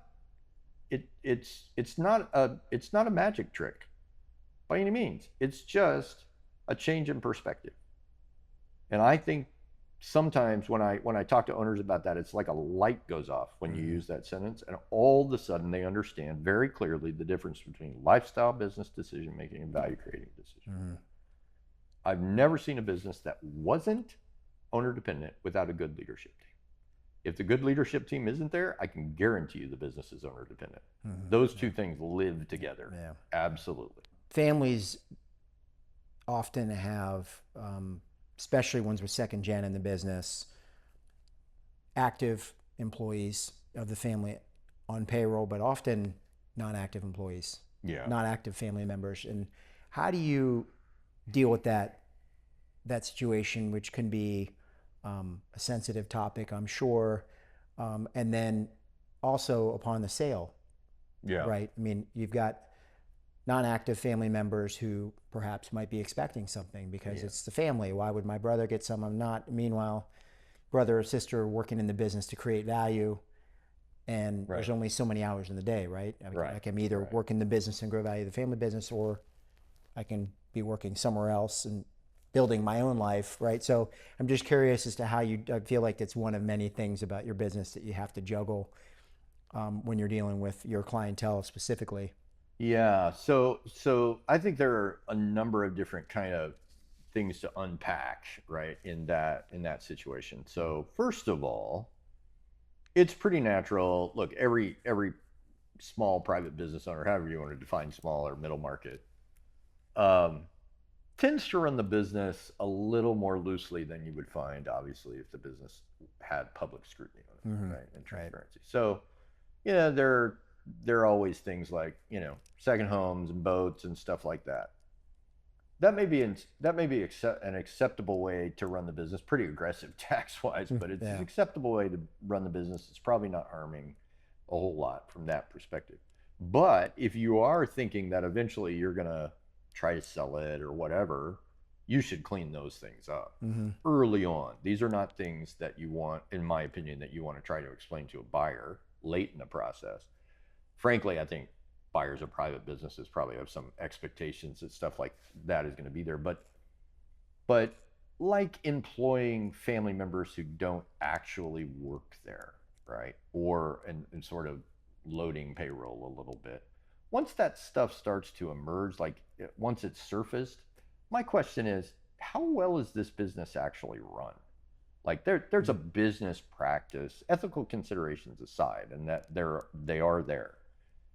As a business, best practice, that's not one, right? Yeah. So, and it's tax management for the most part, sure. right? It's just, we want to get taxable income to zero.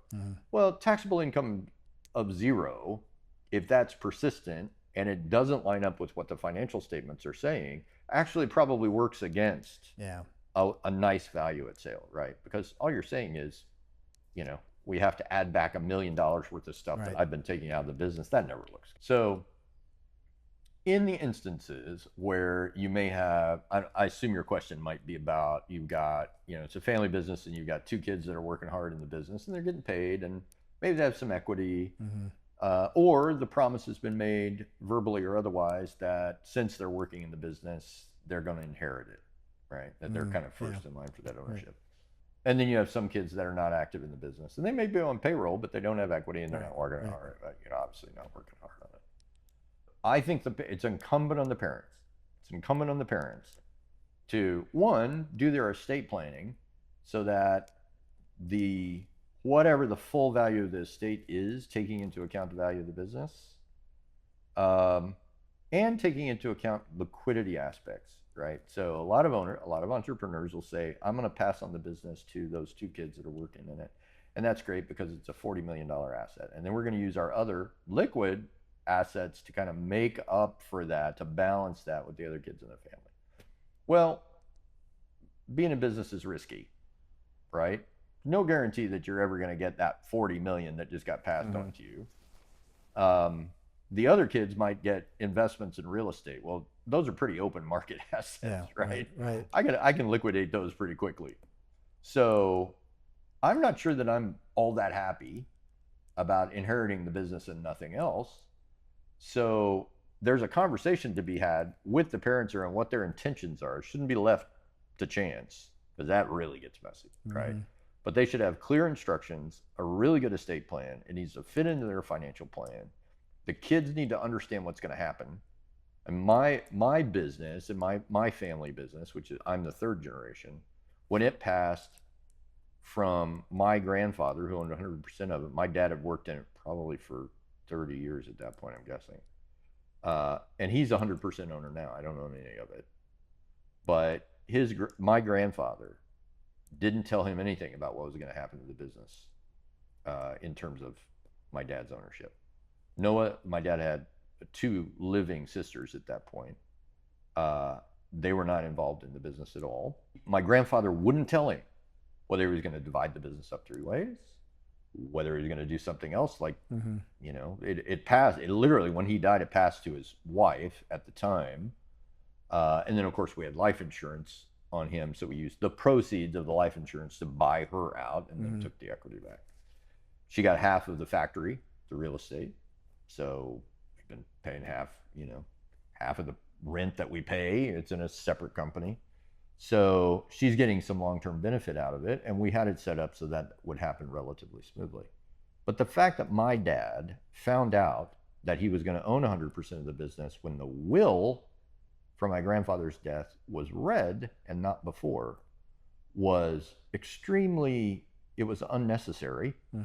And when my dad inherited the business and his two sisters got relatively small cash payments from the will, most of it went to his wife, the two sisters were really ticked off and felt like my dad had taken all the spoils from the war, right?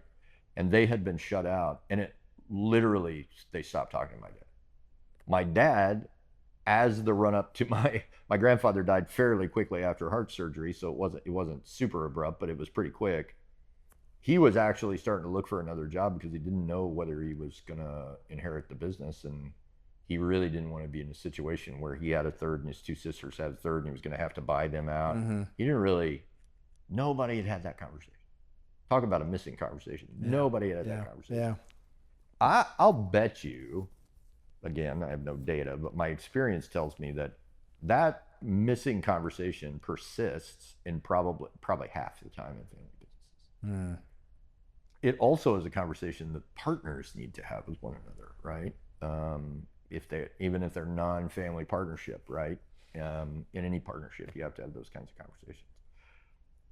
I think it's totally incumbent on the parents to manage that process. Figure it out, figure out what they want to do, talk to their kids about it, explain their logic.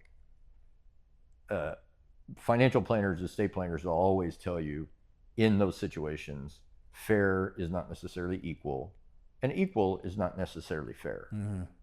Quite frankly, in my opinion, the business should go to the people that are working in it, and the rest of the folks, maybe they share, somebody gives them a bonus or whatever it may be, But those guys that have been working in the business building the value deserve to own it if they want it. And the other folks may not get compensation anymore for a job they weren't doing anyway, and that's just the way it goes. But they should hopefully get other things from the estate if they are family members who are sort of in that, however the estate is organized, right? Not necessarily just children. There may be other ways of dividing the estate.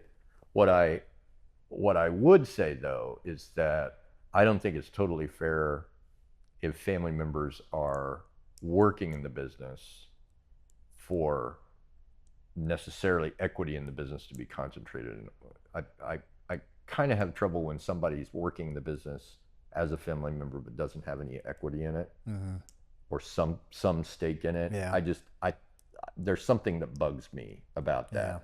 So sometimes what happens is, one child, for instance, gets elevated to CEO and they start getting equity considerations that other people that are working in the business aren't getting just by virtue of their position.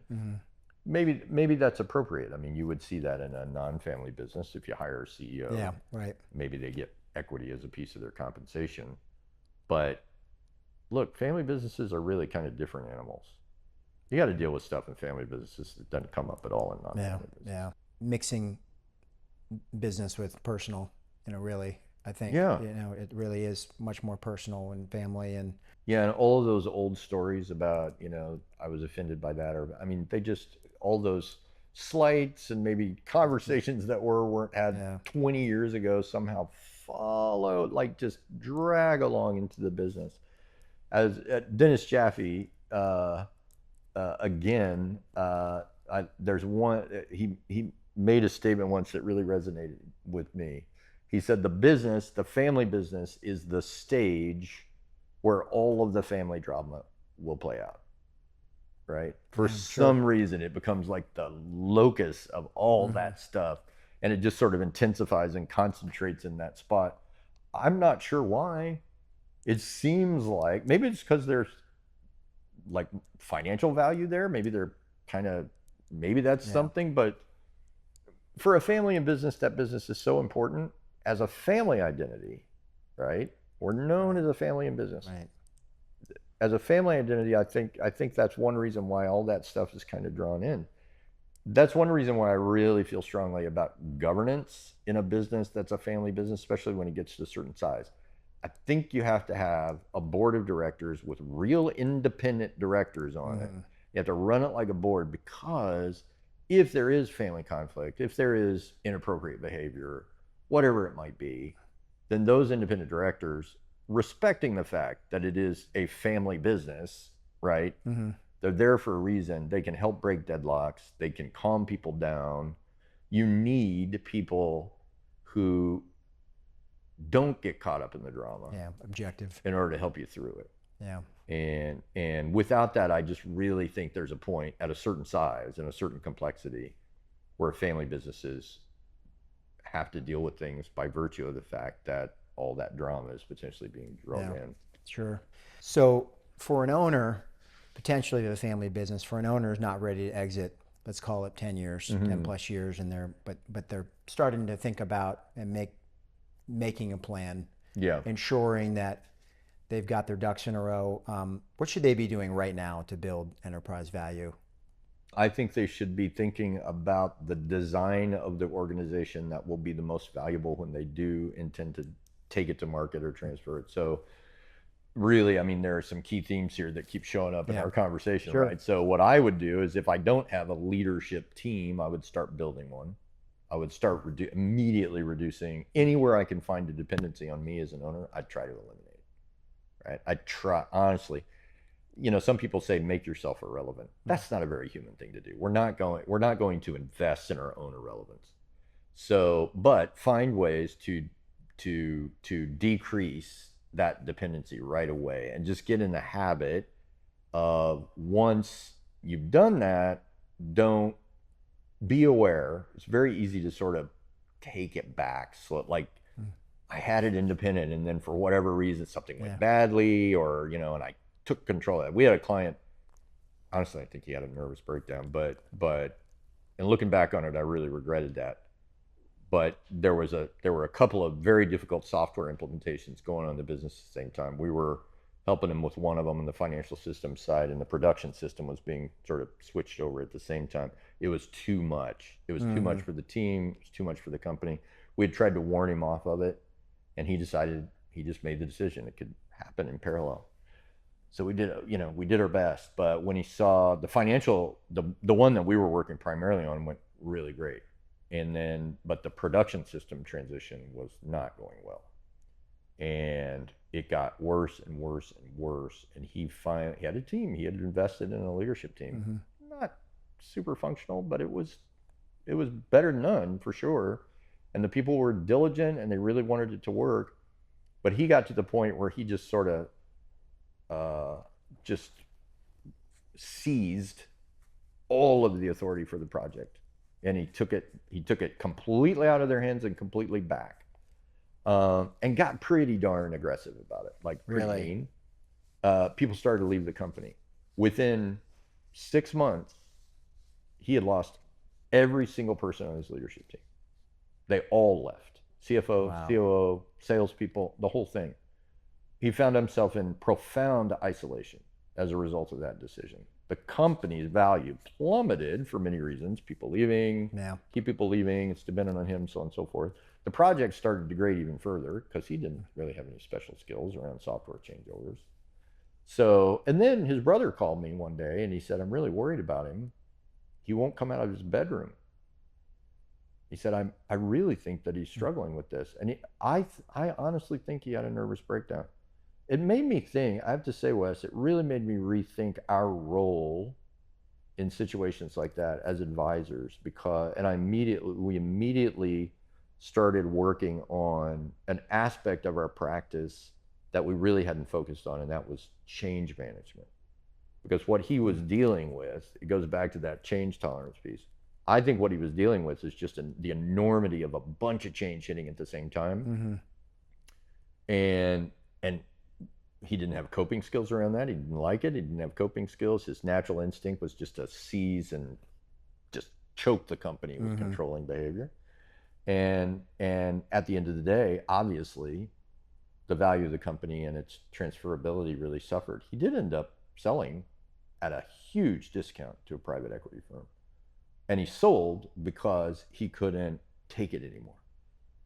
So it was kind of what I would say is like a forced sale in a sense. He just ran out of gas, and he knew it was affecting his health the whole bit. So I really questioned, how could we have helped him with that in a better way? And it made us sort of think differently, I think, about our practice, right? And the kinds of things that owners were going to go through. So I'm a big advocate, to go back to your question of what can they be doing 10 years, even if the exit is 10 years and beyond. Invest in reducing owner independence. Do it systematically and very intentionally. It doesn't mean that you can hire a leadership team, a C-suite over the next year and expect that dependence is just going to go away. You have to be systematic about it. You know more about the company as an owner than anybody else will probably ever know. So that knowledge is valuable. That's your relevance, is the knowledge. So build knowledge management systems. Build ways for people to get smarter. In this world, use AI as a tool in order to do that. It's going to be really powerful for people. If you don't invest in that leadership team and trust them and let them build that leadership culture and the culture of the company, I don't think you ever escape the spiral of owner dependency. If you don't have good knowledge management and training, I don't think you ever escape the spiral of owner dependency and the knowledge, that value of that knowledge. Knowledge has value. Leverage it. Leverage it throughout the entire organization. So that's what I would be telling people at 10 years. We're going to start reducing risk, and the major we're going to start with is owner dependency and all the things that go along with it. If you can solve that little unholy triangle, right, of leadership, owner dependency, knowledge management, systems, processes, all the stuff that goes along, it's all that goes back to that living room metaphor. Better systems, better leadership, reduce owner dependency, better knowledge management, spreads the culture through the whole organization. People have access to the stuff they need to do a better job at the time that they need it. They can make decisions on their own. There's autonomy, ownership thinking. You're sharing in the spoils. You've created incentive programs. If I'm looking at it through the eyes of an investor, if I'm the guy who has a chance to put my money there or there, and that company that I just described is that one, and that one doesn't have any of that, guess where I'm writing the check? Even if that one has better financial performance. Even if that one's knocking it out of the park in terms of profit margin, I'm still buying this one because it has a future, and that one is unlikely to survive. You said that key word, future, and I think, and I tell this to clients sometimes, and I ask them, why do you think buyers buy businesses? And because I think they get stuck on, well, it's EBITDA times, a multiple, right? Yeah. Well, let's talk about that a little bit more. EBITDA times a multiple. The EBITDA we're talking about is from the past. Yeah. So yes, they look at the past to try to judge future performance, right? They buy businesses to secure future cash flows. That's right. Right? And so then it becomes a discussion, well, what's the certainty of those cash flows, right? Risk. So you say you like to simplify things, I do too. And I say when they're asking questions and buyers are asking questions, they're all going to fall into one of two categories, risk and upside. Yeah. Right? What is the risk in this business? Can I define it? Can I mitigate it? Do I understand it? If you don't understand it, that's a problem, right? But usually, especially if you're talking about strategic or private equity, they understand the risk. Yeah. And they're asking the questions because they know where the risk is. But upside, how do I grow this business? Yeah. And so when we're bringing a client to market, we work a lot with them to understand their business intimately, and we say, okay, how do we grow it? Because that's going to be probably the second question they ask. First question is going to be, why are you selling? Yeah. And the second's going to be, hey, if you had capital and resources, like how would you grow this business? Yeah. If you don't have an intriguing story, I would argue you don't really have that much to sell because they're not really there to clip coupons. Yeah. Right? Coupons are good, but and if consistent cash flow, that's great. But usually I find the conversation comes around and sometimes that's part of the breakup message. Hey, enjoyed meeting you and your clients, and they got a great business and they've really done a lot of great things, but we just don't see the growth prospects there. Yeah. And I think, again, we talked about it a little earlier. You can grow a business, you can grow the top line and the profit margin of the business, and inject a lot of risk into it at the same time, right? Like customer concentration. You can go land a big whale and all of a sudden the valuation drops because now 40% of your business is with that one customer, right? So maybe that's a temporary problem, but if someone starts to question it and you don't have a story around it, that was strategic for us, but we're quite aware that we can't maintain that level of customer concentration because it's dangerous. Yeah, right. But we have a customer diversification strategy and we're already executing on it.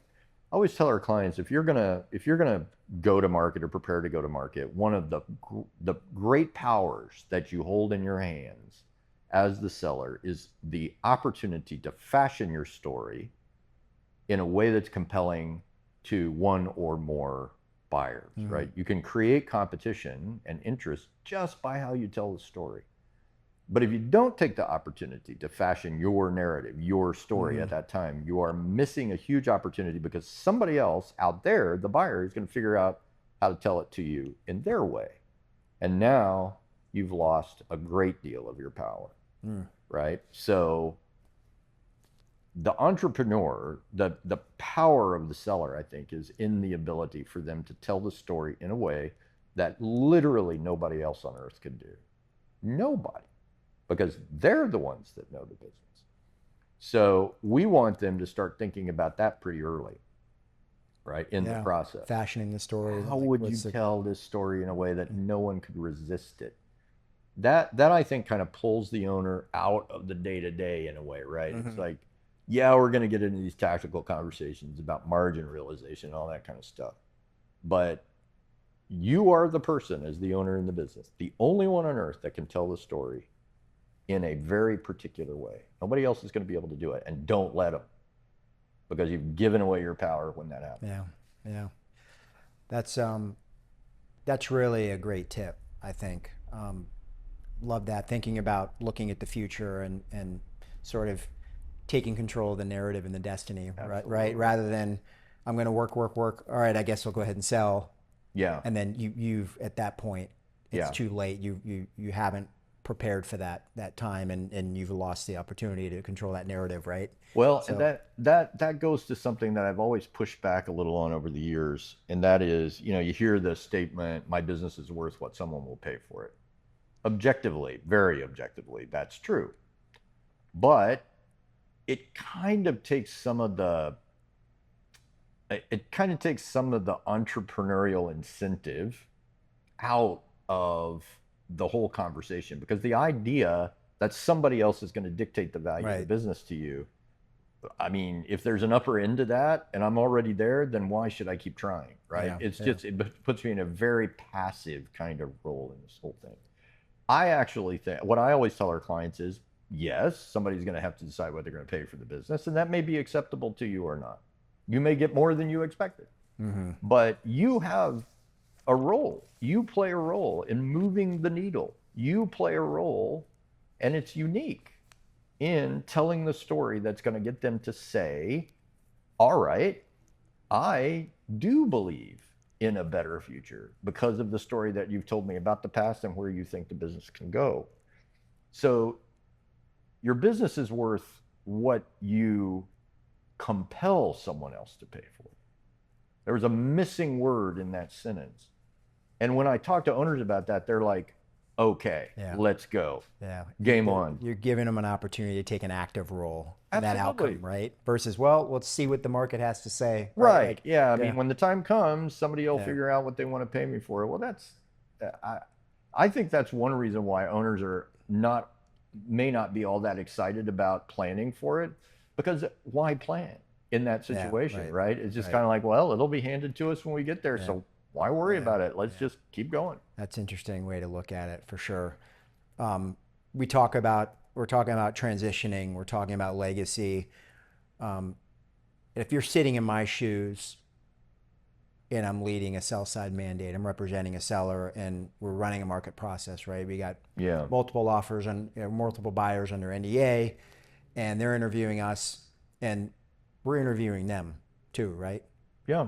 Aside from taking in offers and looking at the proposed structure and whatever, what kind of questions do you think that if you're advising a seller that they should be asking of potential buyers of their business? Are you talking about like a strategic buyer of some sort? Yeah, strategic buyer, private equity. Just I want to make sure I've only got one crack at this, right? It's my only business. I'm going to sell it. I've got employees that I care about. Maybe I have family members in the business. Maybe I don't. But my name's on the building. It's been my life's work. I've never done this before. I've grown this business. I've done a lot of things. I've done a lot of deals, been securing clients and sourcing great vendors and all these things. But now is the time to make sure that I'm selling to the right buyer. And let's face it, everybody can put on a pretty face. Yeah. Right. So you really got to ask the right questions and read the room and dig a little deeper, I think, to really to find the right buyer that's the best fit for your company, the legacy that you want to leave, for your people that you want to see succeed, that many of which perhaps you've mentored, you've managed, right? You've nurtured and all of those things. And I'm just, is there any slant on that you have about how to really look at these buyers and ensure that you feel like you're finding the right one for your business? First of all, I think in order to ask the right questions of a buyer, you're going to have to figure out what matters the most to the seller. Yeah, sure. Right? So if you understand that, then you've got context for the questions that you're going to ask a buyer. Now, there are relatively straightforward things like, of the businesses that you've bought in the past, what do you consider to be a success story, right? What excited you about those investments? Why did you buy those businesses? Like, did they have the right financial profile? Did you see something in the owner? Did you see something in the team? What triggered, right? When there was an opportunity, I mean, you know how many deals private equity groups look at in a year. They might look at 1,000 deals and do 2, right? Yeah. So as you look through all that opportunity, that whole universe of opportunity that's come your way, what is it about the deals that you do that makes you decide to do them, right? Everybody's going to have a different answer to that question, because I guarantee you, when you're talking to a financial buyer like a private equity group, they're going to have a significant focus on the finances. But when I talk to them, I did a panel discussion not too long ago with one of the managing directors at BlackRock. And BlackRock buys crazy big companies, right? $30 billion deals. They don't, but they have a real good operations team behind these deals that they deploy to help make sure that their investment is realized, right? So not every big private equity group has that kind of operational backup, if you will, that team that goes in. But I asked him, he was on the panel, I was moderating, and the audience was business owners. And so I'd already told him that the audience would not be $30 billion publicly traded companies. So he knew that we were kind of in that middle market space. And I said, you may just have to, keep that in mind. But the question was, hey, Mike was his name, when you receive a confidential investment memorandum, an investment presentation, right? Or you see the teaser and you're like, okay, that's worth looking at. Sign NDA, get the book. You're looking through the book. I'm like, which page do you turn to first? And I think everybody in the audience expected him to say, we look at the financial performance. Right, yeah. They've already tested a little of financial performance before they got something in the teaser on that. They know a little bit about it. Yeah, right. What didn't they get in the teaser, right? What they didn't get in most cases is a really good description of the leadership in the company, what their background is, what they've accomplished. He said, the first page I'm turning to is who's in leadership. And that's where my questioning will begin. If we turn to that page in the book and we see leaders that we think are probably not up to the challenge of taking the company where we're going to need it to go, most likely, in order to get back what we need eventually, then the chances are good that we close the book and we don't move any further. So I heard audible gasps in the audience when he answered the question that way. And one of the people came up to me afterwards and he was like, I was really struggling with whether to invest in a leadership team, right? But now I understand the importance of it just based on that one answer. I get it because I heard it from the buyers, the investors' mouth. So figuring out what matters the most, asking the questions that kind of surface the, why do you buy businesses? What's your motivation for making these investments? What worked for you in the past, right? Have you ever had a situation where the owner who stayed on potentially, or their leadership team, just knocked your socks off in ways that you didn't anticipate? What was happening in that situation? Because anybody that buys a business is not going to go, presumably not going to go in and just bottom out the management team that's been there for a long time. That doesn't make any sense to do. Yeah. That's a myth. So they're going to keep those people in place, at least for a while. What about a management team? What about a leadership team has clicked in past investments? What kind of communications would you expect? Communication style, culture. I think the culture piece is really important to understand, right? How have you, as an investor, strategic or otherwise, driven culture within the companies that you have acquired, right? And then ultimately, I think you're going to want to know if they still own those companies, right? If it's a private equity group, they may have exited depending on their fund life. Yeah. But that strategic buyer, what happened? What happened? For me, it's almost all about the other investments that they've made and what worked. Sure. Because that's evidence, right? That's the kind of story that they can draw on. And I honestly think I think it's kind of I think it should press them to tell that story. Yeah.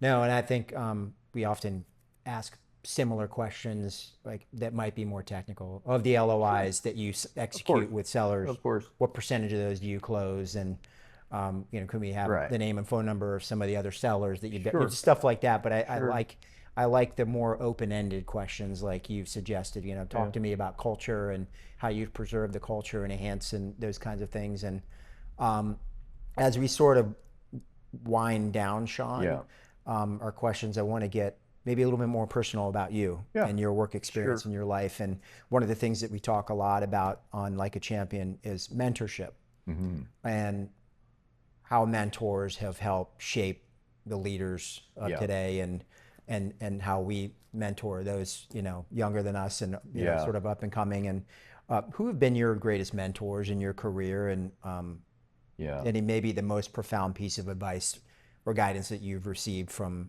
him or her or them, or So two mentors I think that have been important to me. One, I was pretty young. I was probably 29 or so, and I got my first big job. I wasn't as an executive. Well, it was kind of, actually. And my boss was a guy named John Ross, who has a voice probably a good octave deeper than mine.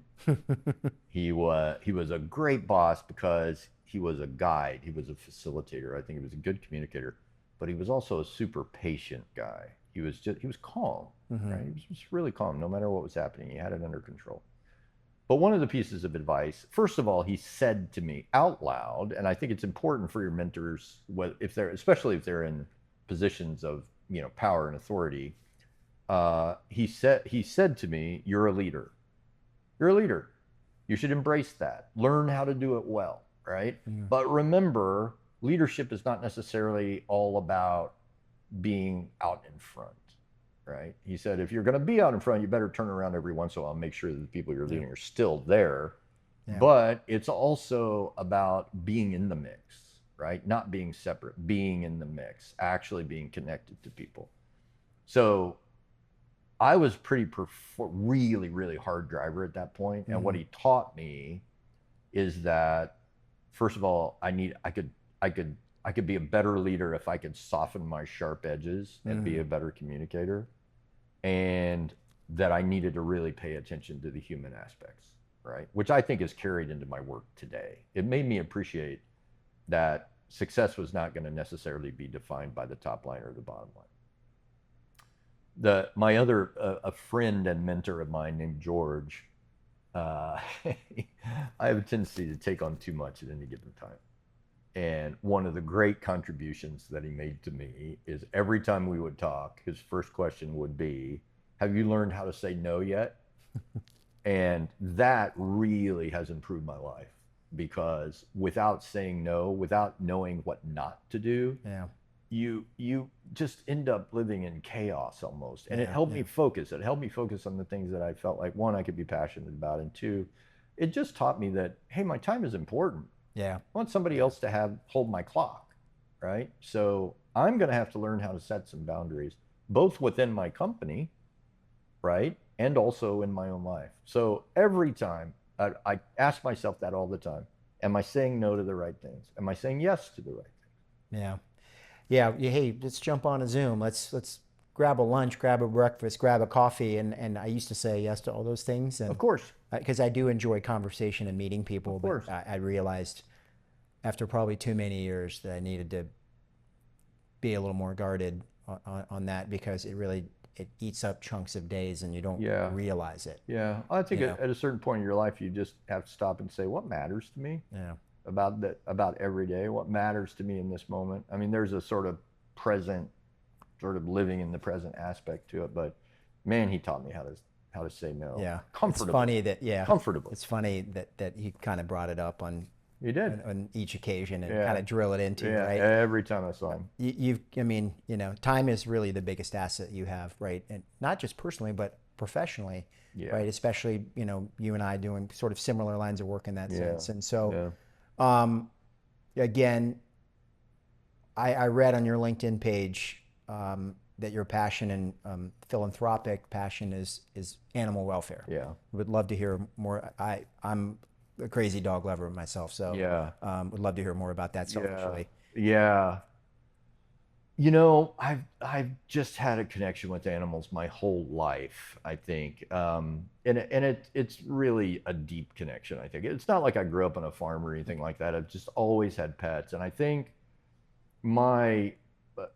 probably the work that I do there, the reason that I love that is because, one, they live in our world, right? And I think we have an obligation to sort of care about that. I hate seeing things be abused or harmed. It's not just animals. I don't understand that kind of thinking and behavior.